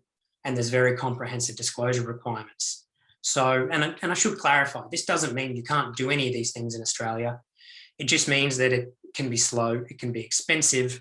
And if you're a pioneer, the regulators, well, you're going to get to know the regulator very well, if I can put it that way. So, and that next slide there, I've actually stolen that straight off ASIC's website, which I thought was a useful way to explain it. It's for general application. As you're probably gathering, our regulators are big fans of substance over form. So even if there was a technical way to move your way through this flowchart and say, it's not technically a managed investment scheme, if it's doing the same general thing, they'll typically go pretty hard at you. So I'll just let that sit there for a second before I get to the next exciting barrier, tax. So the good news is this one's a bit easier to explain with less moving parts. The bad news is it hurts the industry at the moment. So for the purposes of this seminar, I've zoomed in on real estate as a focus. So I'm going to be talking about transfer of land tax, but similar considerations apply in Australia to most managed investment schemes or setups where people want the chance to purchase part of something large and valuable. We do have a kind of transfer duty or tax or whatever you want to call it, which applies to assets which aren't land as well, shares, vehicles, all of those things. So in short, as a general rule, every sale or purchase of land or an interest in land in Australia triggers a duty. It's calculated as a percentage of the value of the interest being transferred. I should say I'm not personally a tax specialist. I have a general understanding enough to advise in the digital asset space at a high level. A firm does have tax specialists we keep in a corner.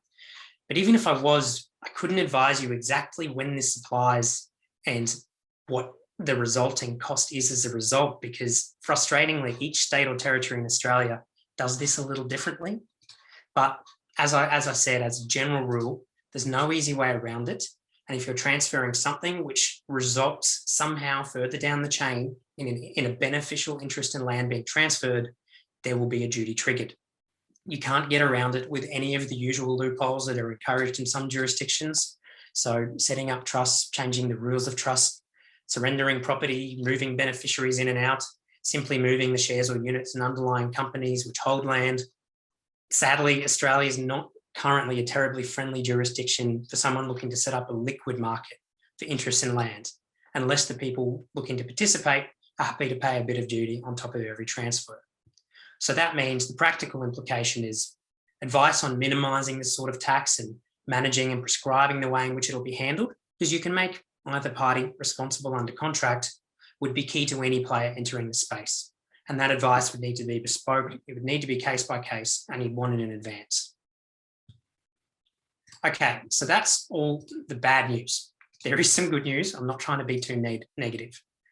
Our federal Senate has finally cottoned on to these shortcomings, and late last year it released a report to our lawmakers and the industry, and is consulting with them with a view to drafting new laws which do this much better. That report made a lot of recommendations, but essentially they look to bring our laws into the digital asset and Web 3.0 age. So the good news is that report's set to be taken very seriously. I mean, it was made by the government, and this process should move relatively quickly now. And we could have a drastically different and I would say more favourable regulatory landscape within the next 1 to 2 years, that quickly. So that's another important thing to keep in mind for anyone entering the space.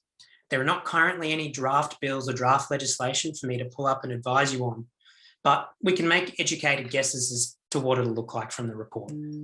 So we're thinking a new kind of AFSL for people who are dealing with digital assets, which we hope will have less stringent requirements and can be obtained more quickly in some cases.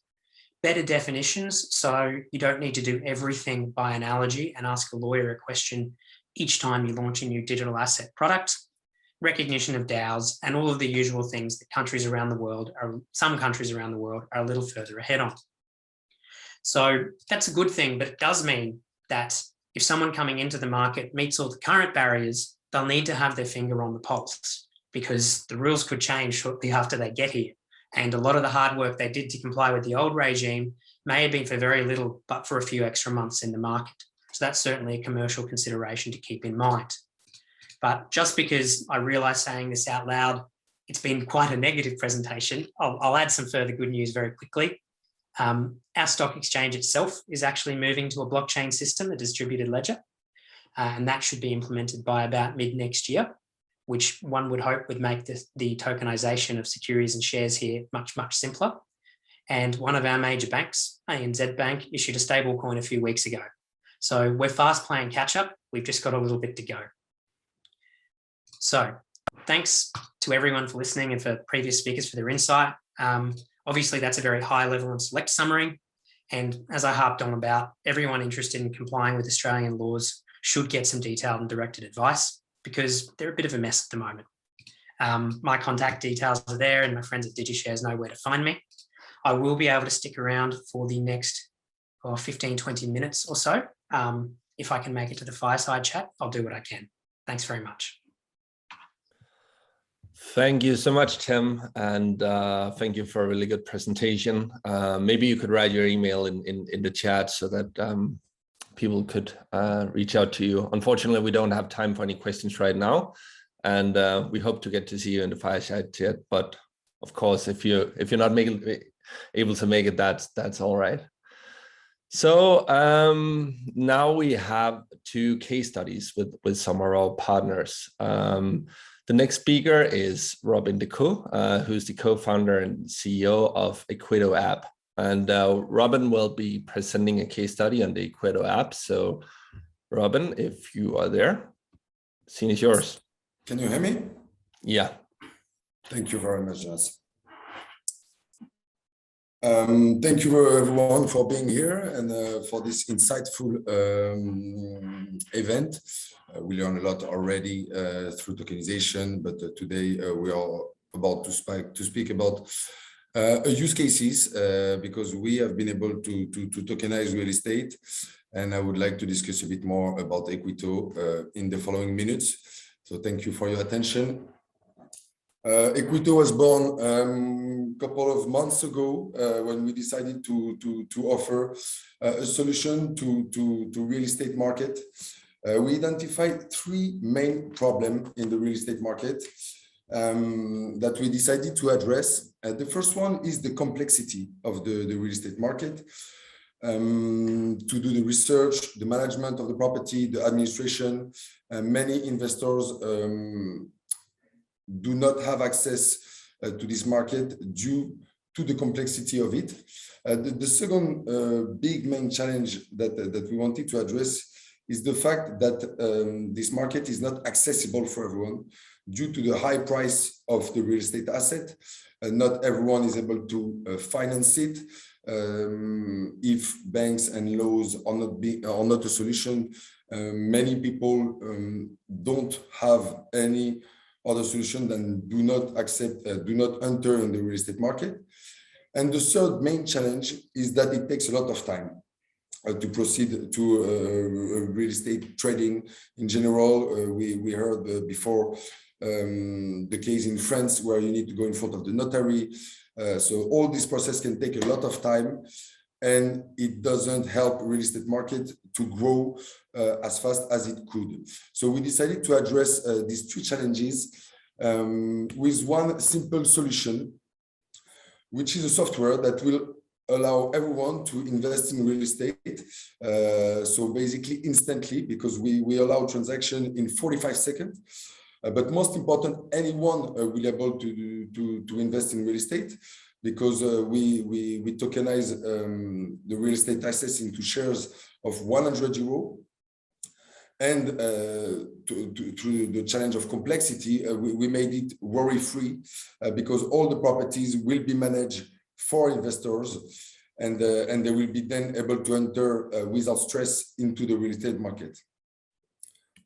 So how did we do that? We decided to create a mobile app that is an inclusive solution, but also, and most important, an easy-to-use solution, because the crypto market have been grown a lot in the past years.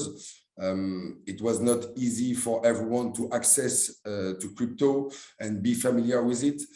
We decided to create a solution that whether you're familiar or not with crypto, you will be able to buy tokens with seamless experience. So basically, we wanted to resume all this in one app, the marketplace, where we have two main stakeholders in our marketplace. On one side, we will have the investors that will be able to be embodied directly within the application and start to buy tokens. And they will receive monthly dividends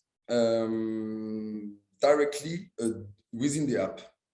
And on the other side of this marketplace, we have real estate companies, as discussed previously, that will be able to issue their token thanks to DigiShares platform, and also write down a white paper that they will attach to the smart contract and distribute the rent. This will allow real estate company to raise funds faster and for investors to invest into properties in an easier way.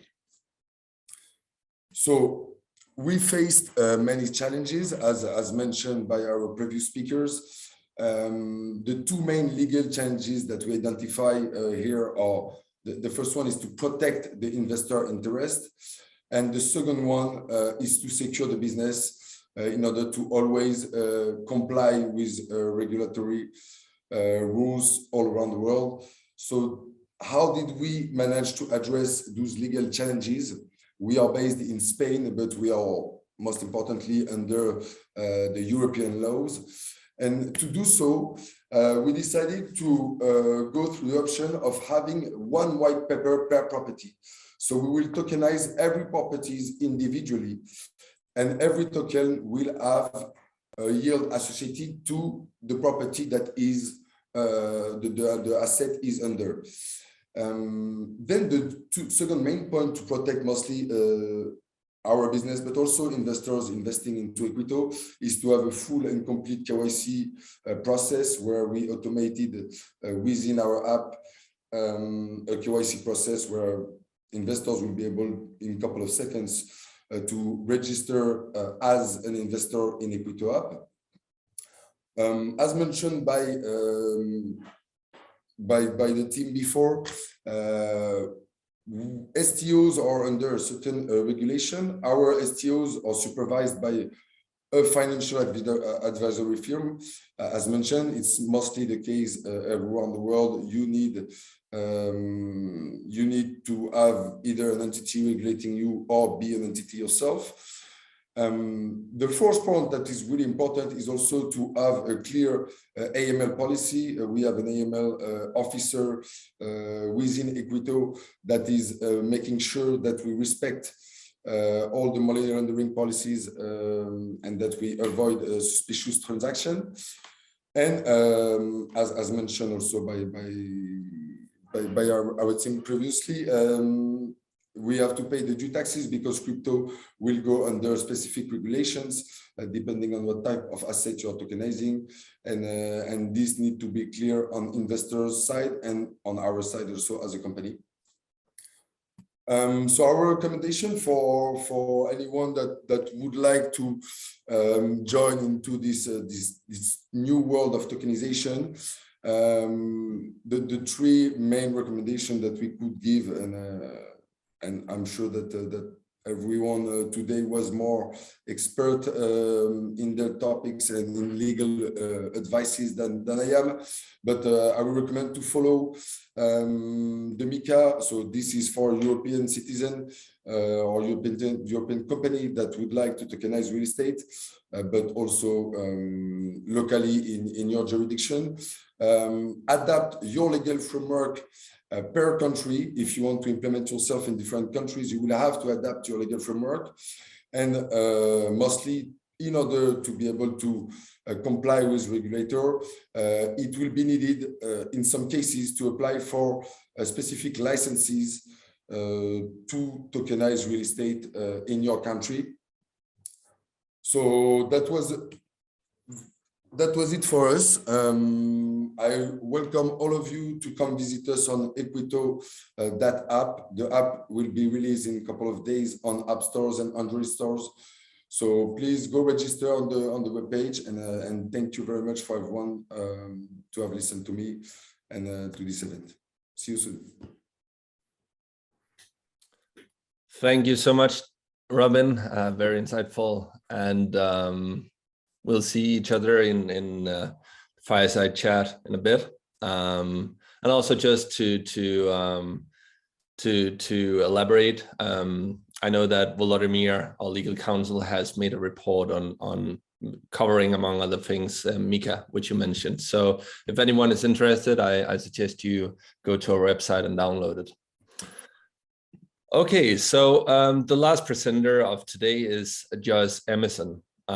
Joshua is the co-founder and chief executive officer of Sansbank, and his expertise stems from his leadership experience as the owner of Tracer Consulting, a franchise recruiting firm where he specialized in sales, business development, and the ability to understand client problems and execute on creative solutions.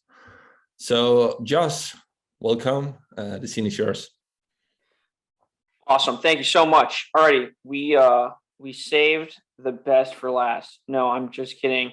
I don't envy those of you who've been speaking the jurisdictions of these other countries. It's a lot more straightforward in the US. So my name is Josh Emison, co-founder and CEO of Sansbank, and I'm excited to tell you about it. So our mission is to democratize commercial real estate investing to allow anyone to receive passive income. It's very simple, right? We see a world where no matter what the asset class is within real estate, anyone can be able to invest in it through tokenization. So the obstacles we see right now, right? And Sansbank's a little bit different because we are a two-sided marketplace. So we actually see problems on both sides. So for the average person, the issues that they're solving is a lot of the best investments require accreditation in the United States, which means that you either have a net worth over $1 million, not including your primary home, or you've been making, depending on whether you're single or married, you've been making $200,000 or $300,000 for the last couple of years with an expectation to do in the future, right? So those are very high requirements. Over 90% of Americans don't meet that, so they can't invest in investments that require accreditation, right? And then we have things called real estate investment trusts, where people who aren't accredited can invest, but the issue with those is they often have high minimums. If they're public, they are volatile and they can correlate with the stock market. And there's a lack of liquidity, right? If you want your capital back out, then they'll charge you a fee, so you're not even getting your entire principal back. So there's a lot of issues in the market currently. And then on the property owner side, we're tackling problems that we see where multifamily property owners that have profitable properties and they need capital, if they don't have the equity that's required from a bank, or they can't pass stringent requirements that are often overly onerous, then they aren't able to get capital from their property without selling it, right? So that's a huge issue.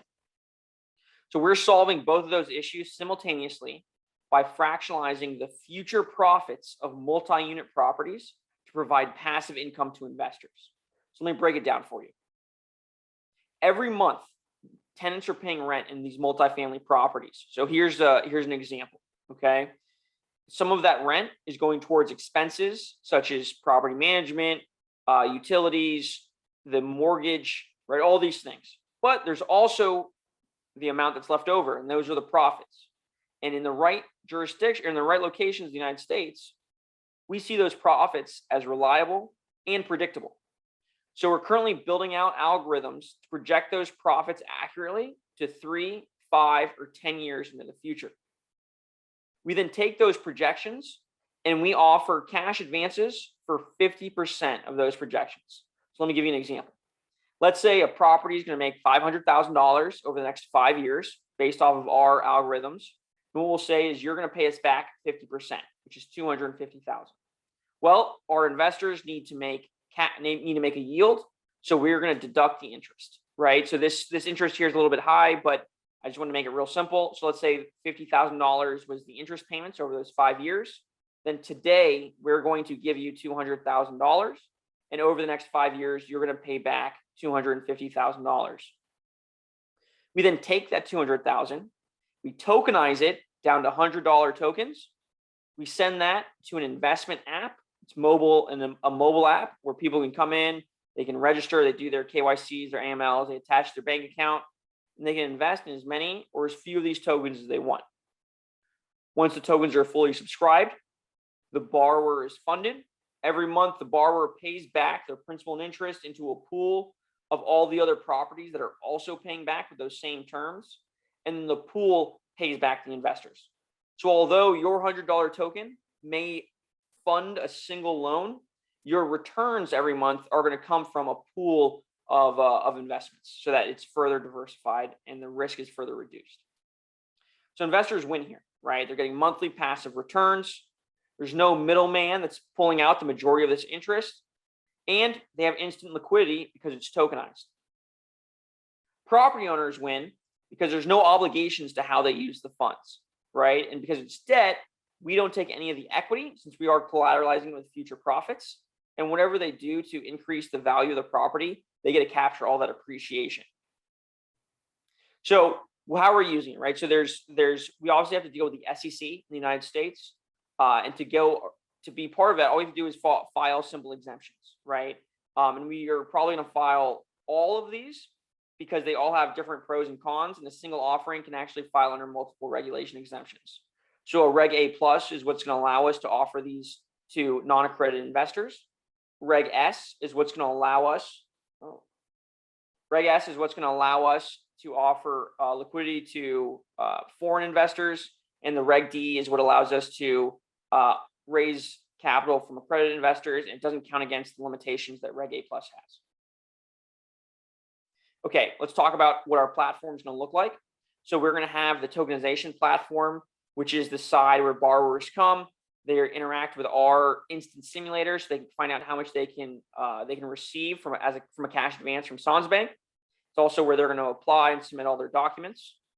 Once we've been approved, or we approve their loan, we tokenize it. We send it over to that mobile app that investors download, and they can purchase those tokens and receive their monthly dividends. And then in the middle is our admin backend, where we're controlling everything. We're seeing the analytics, and we're issuing dividends. We have some great advisors across all the industries that we need. So we have Jay Charles, who's a blockchain expert, Sam Suzuki, who's the CEO of Sperry Commercial Real Estate Capital, and Richard Walden, who's he's a lawyer as well as a philanthropist and a Nobel laureate. We've been getting some great media attention over our advisors, over working with DigiShares, and in our own Medium blog. Okay, here's a quick recap as we close out. So property owners, they have to own profitable properties today. They're going to use an instant simulator to discover their borrowing options. They're going to apply to Sansbank. We're going to send out a property inspector, and they'll receive funds within 2 weeks. And then they can go on to do great things with those funds as long as they're paying us back every month. On the investor side, they download the app, connect their bank account, invest in their tokens, receive monthly income, right? They got to feel good about how smart they are. And then if for whatever reason they do need to liquidate it, they can. And then lastly, here's our take on the regulations. We've approached it from the very beginning as something that we know we need to work within, because we don't want to fight this as we grow. Okay, and our plan is to start with the easiest compliance, and that's what we would recommend to anyone else as well, right? So we're starting off with those exemptions, knowing that as we grow, we'll probably grow into either a fund model or maybe becoming broker dealers or maybe some other more complicated structure. But we need to start with what's simple and grow from there. We are working closely with lawyers to ensure compliance across not just security laws, but also tax laws and a few other different types of legal requirements within the US. And we do have global ambitions. We're going to expand very deliberately based on the regulations of those countries, since although it might be a very lucrative market for us, if the regulatory compliance is a bit unclear, it might be risky for us to expand. That's it. I'm going to put our information in the chat. Please visit sansbank.io or follow us on Twitter or LinkedIn. And feel free to reach out to me personally if you have any questions. Alrighty, thank you very much. Thank you so much, Josh. Okay, so you were the last presenter of today, and now it's time for the panel discussion where we'll answer some of the questions from you, the audience. So yeah, if you have any questions for the panel, just type it into the Q&A and we'll discuss it. So now the presenters, if you could all join the stage, that'd be great.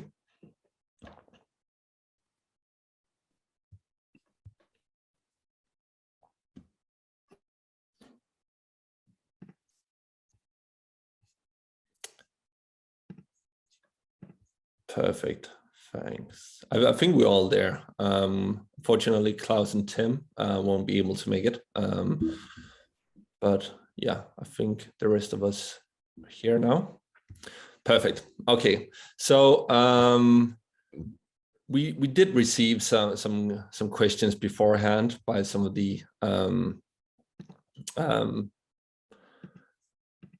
the audience. So let's just start by going through some of these. One of them is if how the physical titles and deeds are dealt with through tokenization. And I assume in most jurisdictions it's not possible to do it today through, directly tokenize the title of the deed. So instead you have to do it through an SPV structure. But maybe in the future it would be possible. And I would like to know if there's any one of you who know in your countries, your jurisdictions, if in the future that would be possible, or you also believe that in the future it needs to be done through an SPV. So I don't know if there's any one of you who has anything to say on that. Yeah, Varun.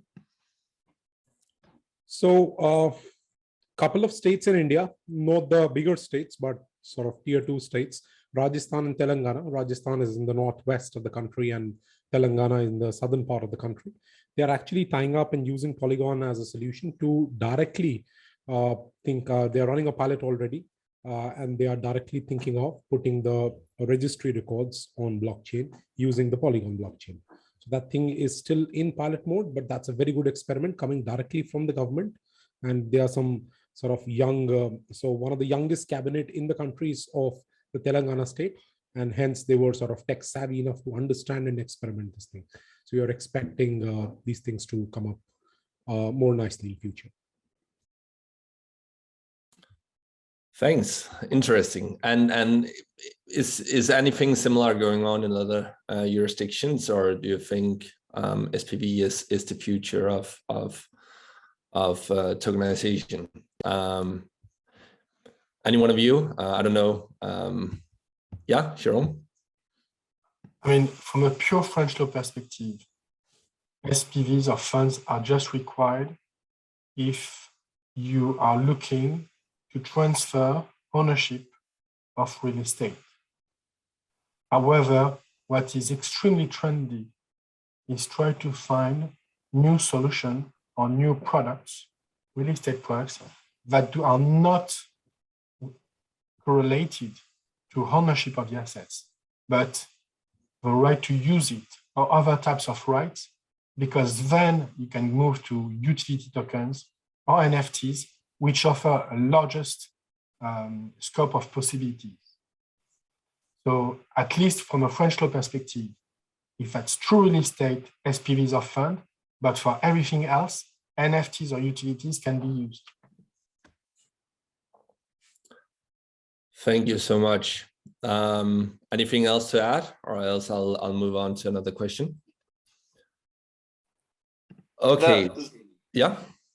So the way we're using SPVs for all of our pools, and the reason we're doing that is because we're not trying to invent anything, right? That's like a big, whenever anything new pops up, right, then it takes a long time for it to work through the system.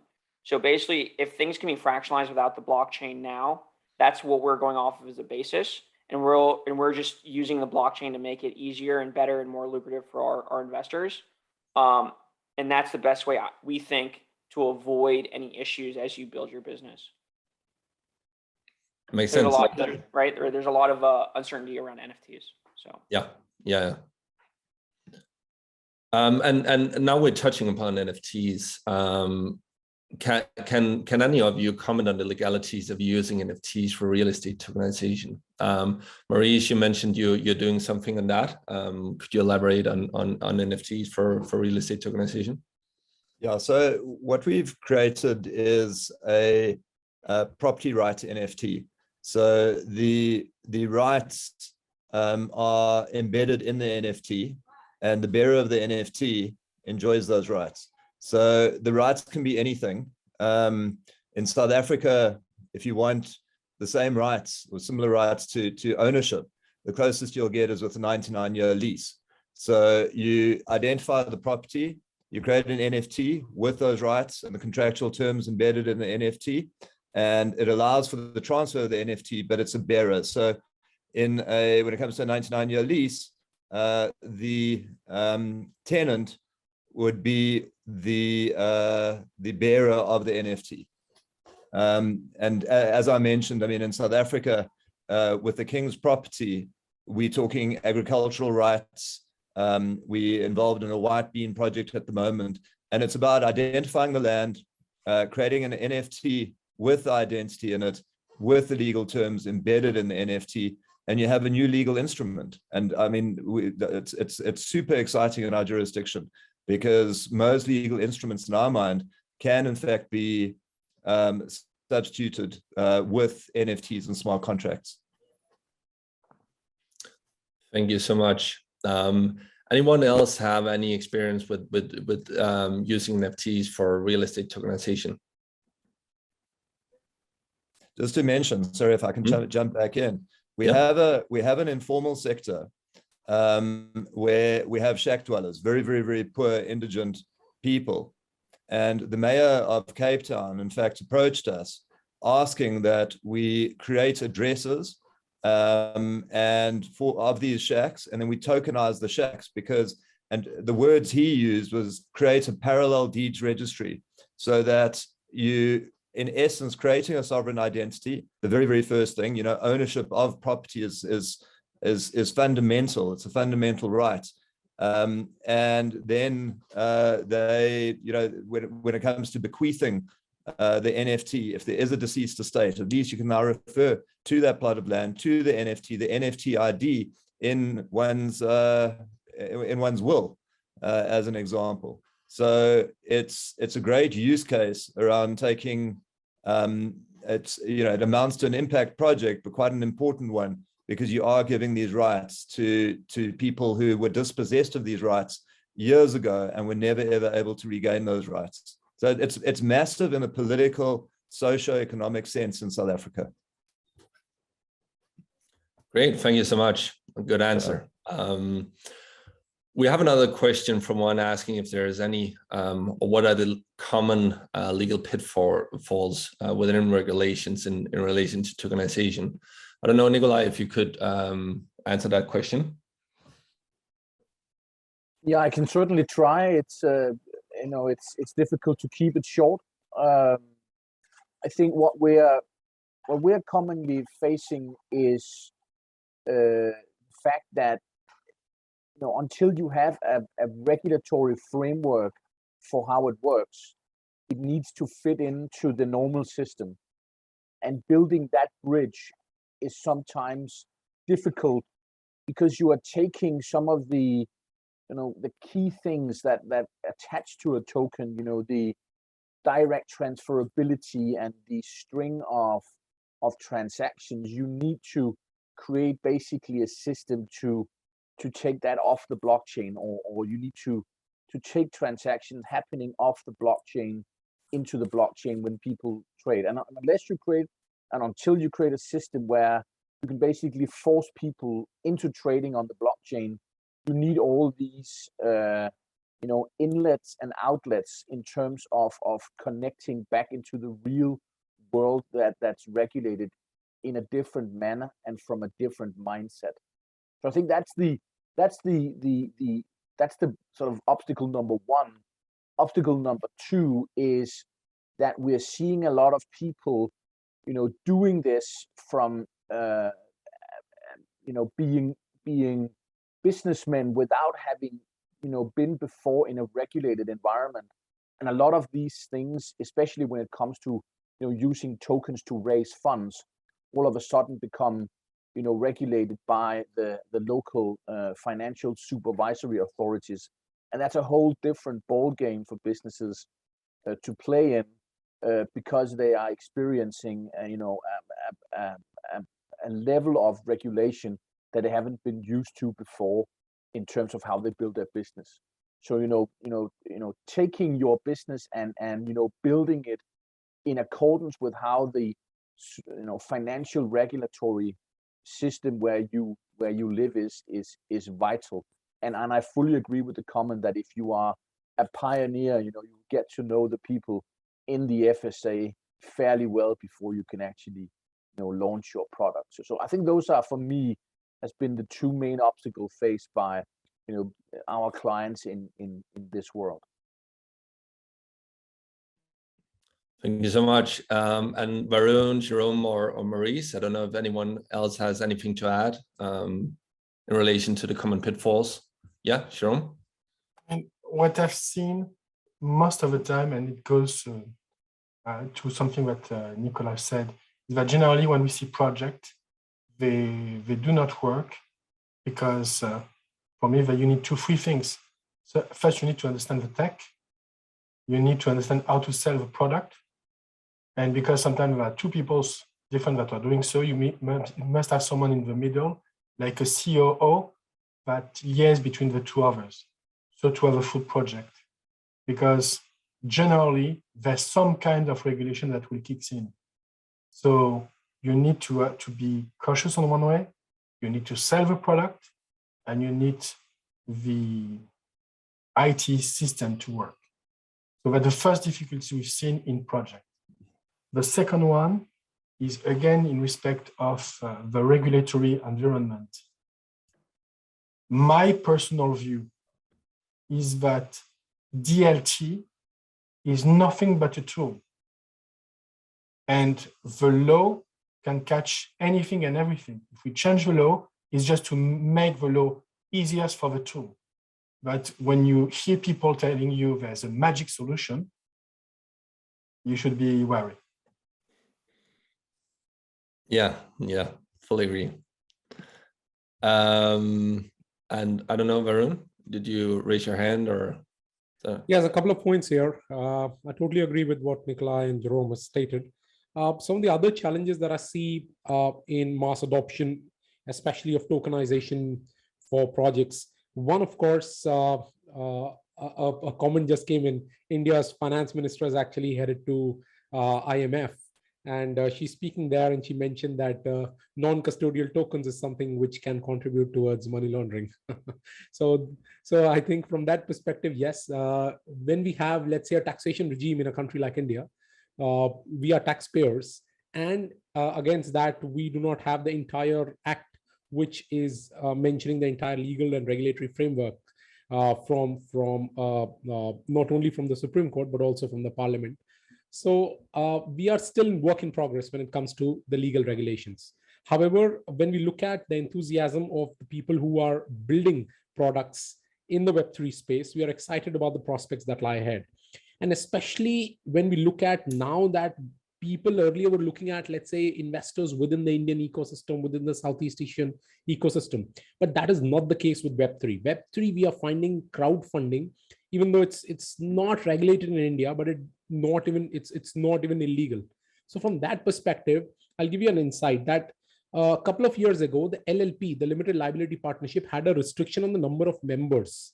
So you could set up an LLP, which hardly costs about $100 or so in India.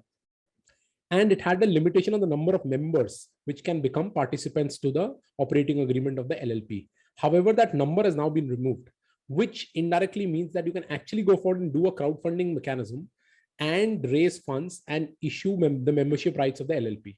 And this becomes then a very valid tool for raising capital, and there is no restriction on foreigners investing capital as well.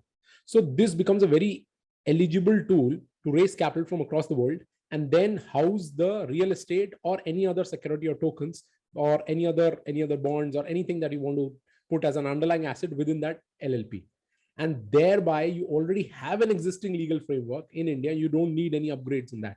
So that can actually sort of revolutionize lots of crowdfunding ecosystems and lots of crowdfunding projects in India. Thank you so much. And then I see we also have quite a few questions targeting specific panelists. There's one here for Jérôme. I don't know if you'll be able to answer it, but it says, you mentioned that the transfer of ownership rights cannot be recorded in the blockchain, but in the public notary. Apart from France, is this also the case in the US as well? What if you tokenize a company which owns real estate? I know you're not a US-based lawyer, so might not be able to answer it. I have no way to answer this question. No. What I can say is that, again, we have to distinguish where the company is based and where the real estate is based.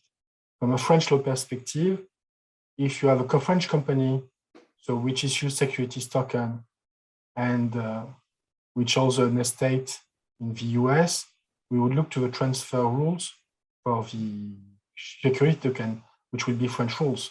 But otherwise, that's pure US law. Okay, thanks. Then there's also one here for you, Josh. What happens if the property owner doesn't pay back the funds they receive through the Sansbank system? Yeah, it's a good question because we're not taking equity, right? So we are underwriting the properties to make sure that they're actually and we're sending inspectors to the properties we're making sure that they're in cities with demographics that are moving into the city, right? Jobs are moving in the city, where if there's a failure of repayment, it's due to poor management. So we set up intercreditor agreements with the first lien holder that allows us to assume management of the property without assuming ownership, right? Because that belongs to the first lien holder. And then we can put in our own management and then control all of the flows of capital from the renters to us. And we would maintain that management for the entirety of the Sansbank repayment. And then we would transfer management back to the original owner. Perfect. Thanks. Short answer is really good underwriting, and we can take management when we need to. That's great. Great. And then there are also two questions here for you, Maurice. Will all the businesses in South Africa intending to operate within the tokenization space be required to hold an FSP and NCR certificates? No, not all the businesses. It's if you fall within, for instance, if you're giving financial advice, then you'd need a category 1 certificate from the FSCA. If you were to provide advice and administer the tokens on behalf of the crypto assets, then you need a category 2 license from the FSCA. So it really depends on the activities. If you keep it, there's also the Collective Investment Schemes Act that you could fall within the ambit of that. So the idea is to try and keep it, if you can, a closed group of investors, so you wouldn't be subject to the Collective Investment Schemes Act, and just limit the advice you give. You know, when the question arose around the regulatory pitfalls, the regulation itself is a pitfall, and it's something that you want to try and avoid. And it in certain circumstances, it may be possible. And another question? One more time? No, you were saying there were 2 questions. Yeah, there are 2 questions. I just, in the meantime, I want to know just from some of the other legal experts, if you need any certificates or license to do tokenization in any of your countries, or similar to what Maurice says, depends on what exactly you're doing. So, Nikolaj, Yeah, I can touch upon that, and I fully agree. It depends upon what you're doing, and it depends on whether you are operating the sort of the system where you can transfer the tokens, or whether you are issuing the tokens. So it really depends on the business you do. And as I said, if you can structure real estate SPVs in Denmark, if the without being subject to the AIF regulations, if you are not applying sort of a buy and sell business strategy, if you are become more of a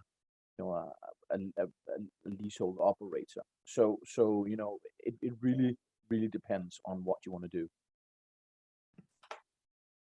Yeah, that makes sense. That makes sense. Perfect. Thank you so much.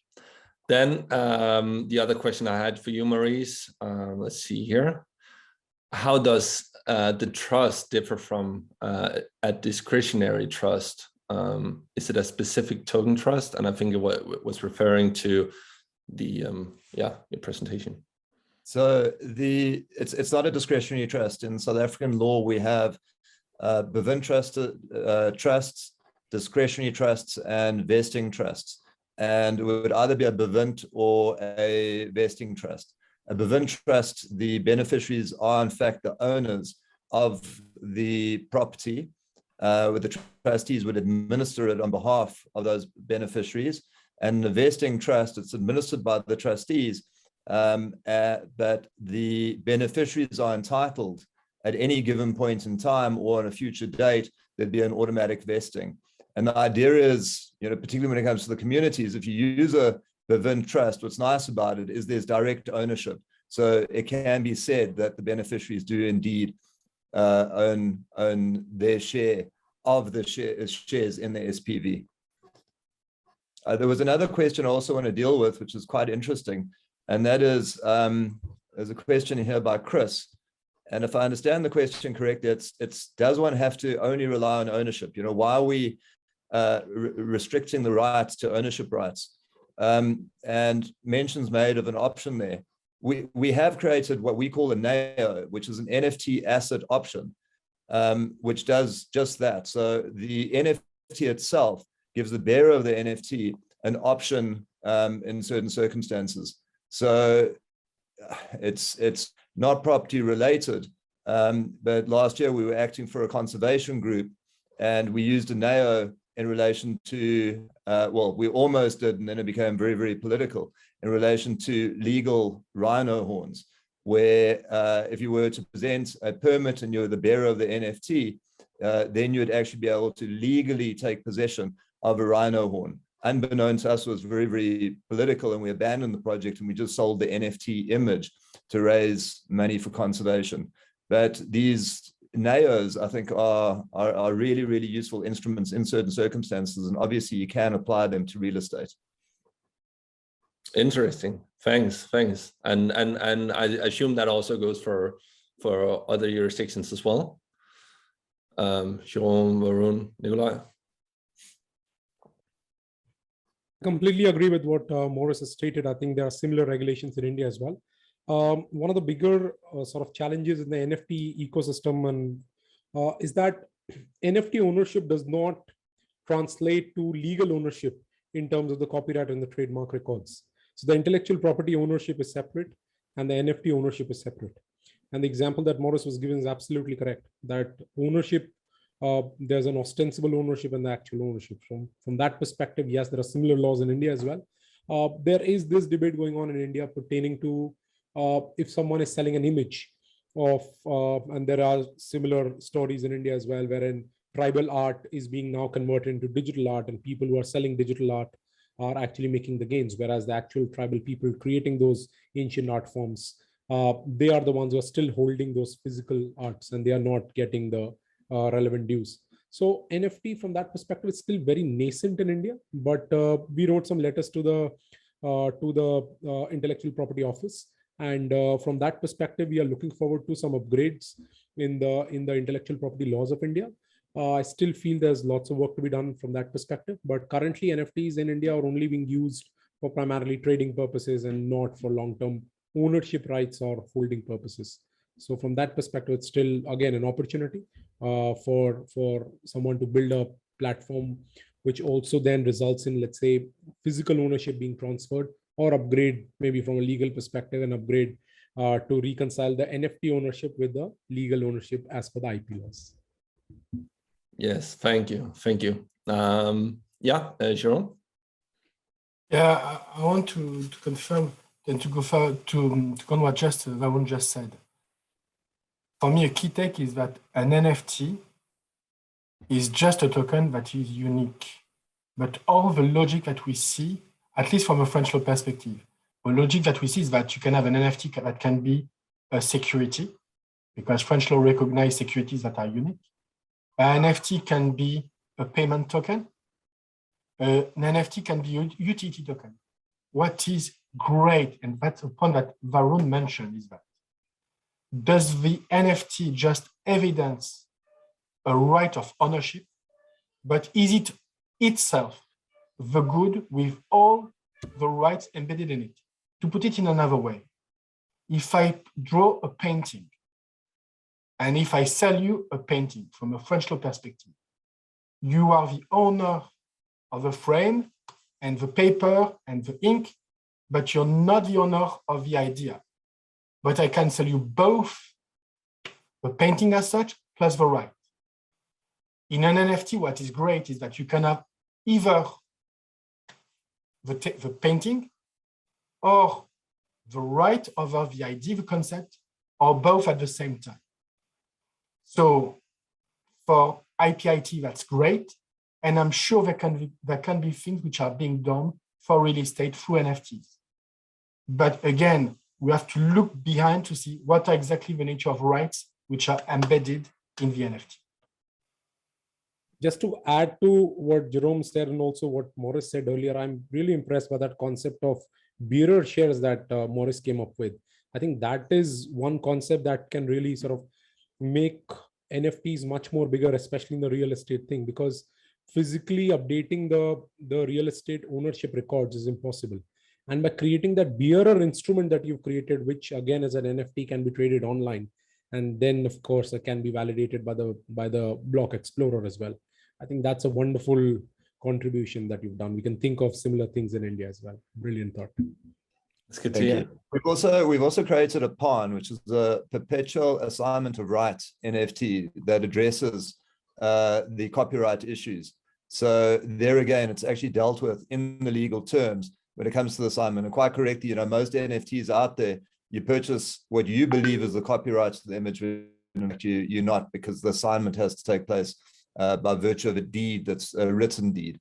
And it's another example of how we taking existing legal legacy agreements and now adapting them for the NFT space. Correct. Thank you so much for that. Then we have a question for Robin. Why did you choose Spain to be based? Did the government offer easier procedures than France, for instance? So can you repeat the question, please? It says, why choosing Spain to be based? Did the government offer easier procedures than France? We had some connection with our lawyers through the government of Spain and the regulatory directly. So it helped us to understand what were the needs regarding the legal aspect of tokenization. And to also be fair with you guys, we were based in Barcelona with my associate at the beginning, and it was one of his conditions to create the business.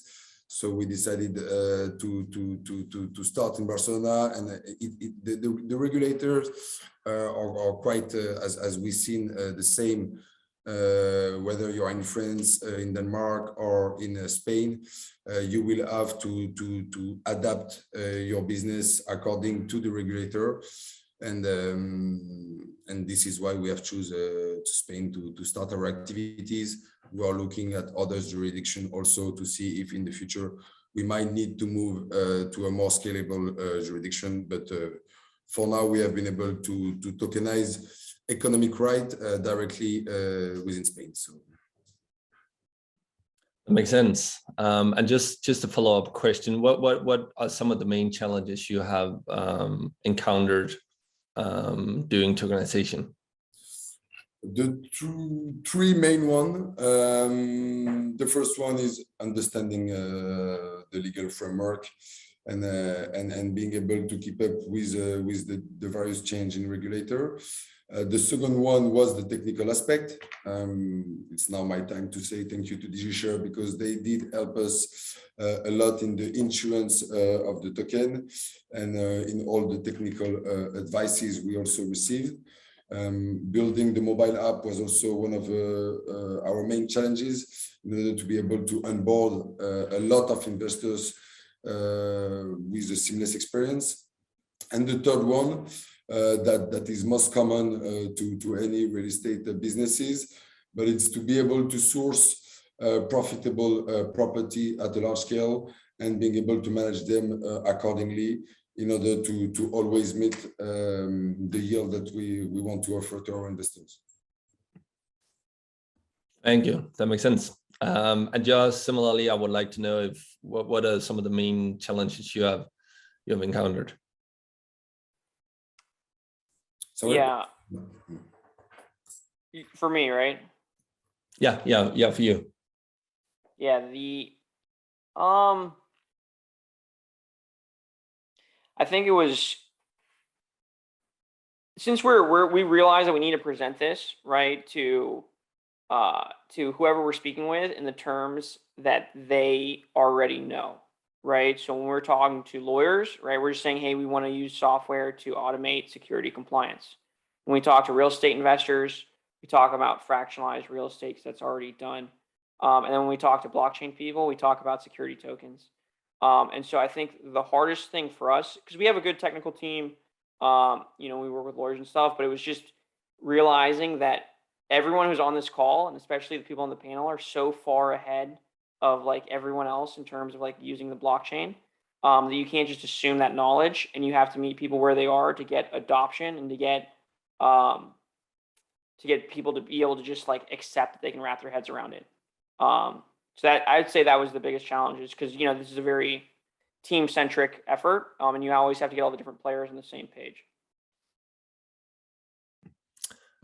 Thank you. I think we can take one last question from Kisavan, and I think this goes out to the legal or the lawyers. How do you make decision when there's difference between vote on proposals by equity holders and token holders? I don't know, Jérôme or Nikolaj, any one of you have anything to add on that?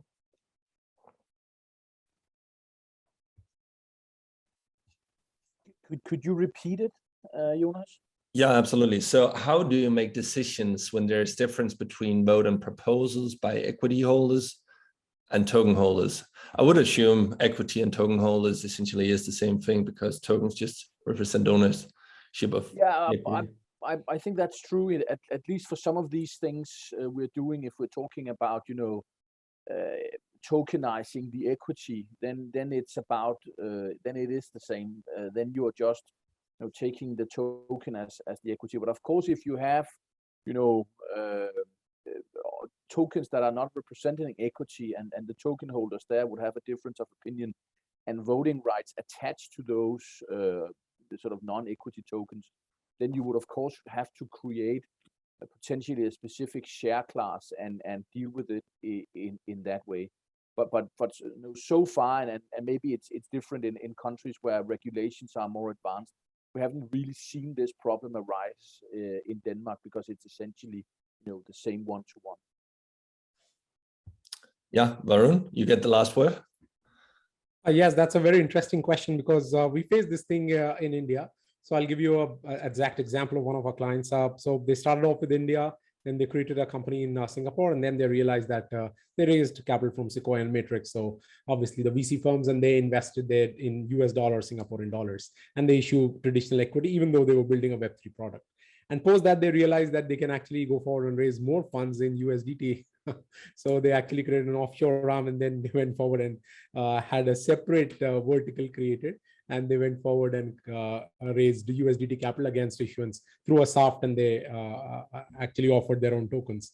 So that's a classical challenge wherein you've got equity holders on one side and token holders which are not representing the equity holders. There's a two different set of investors in your entity. In that case, the challenge when they came to us, the challenge that we had to sort of, first of all, sort of divide the entire business, that the equity holders based on the shareholders agreement were looking at some other long-term investments, 3 to 5 years, whereas the token holders were looking at only listing gains and then exiting the company at that time.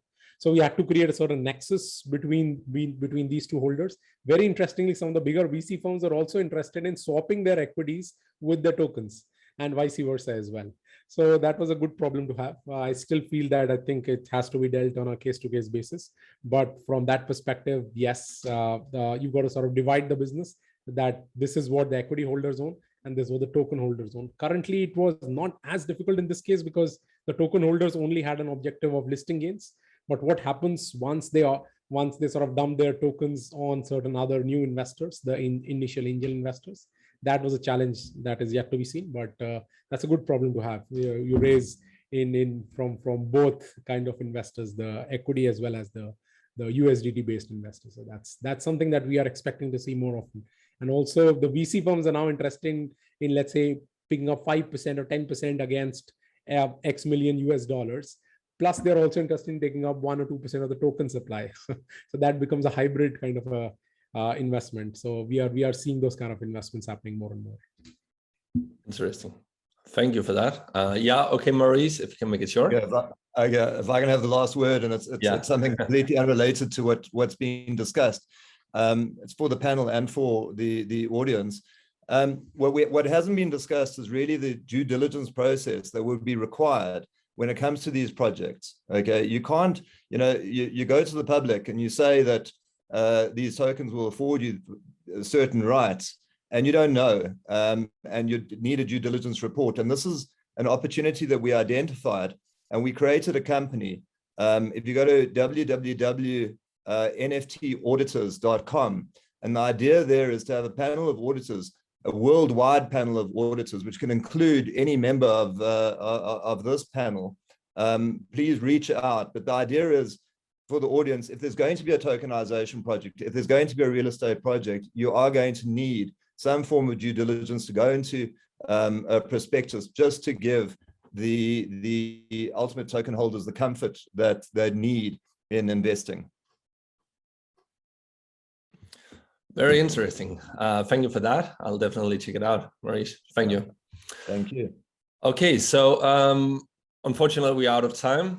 So that's it for today's webinar. But thank you so much to all our great panelists and presenters with some really insightful presentations and also some really good answers you had.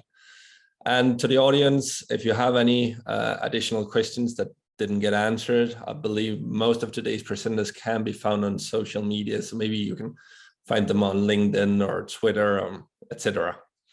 Lastly, I just want to say thank you to all of you who attended the webinar, the audience, and also thank you to all to the panelists and the great tech team and moderators for helping making this webinar. So yeah, hopefully we'll see you again for the next webinar next month when we'll discuss tokenization and NFTs.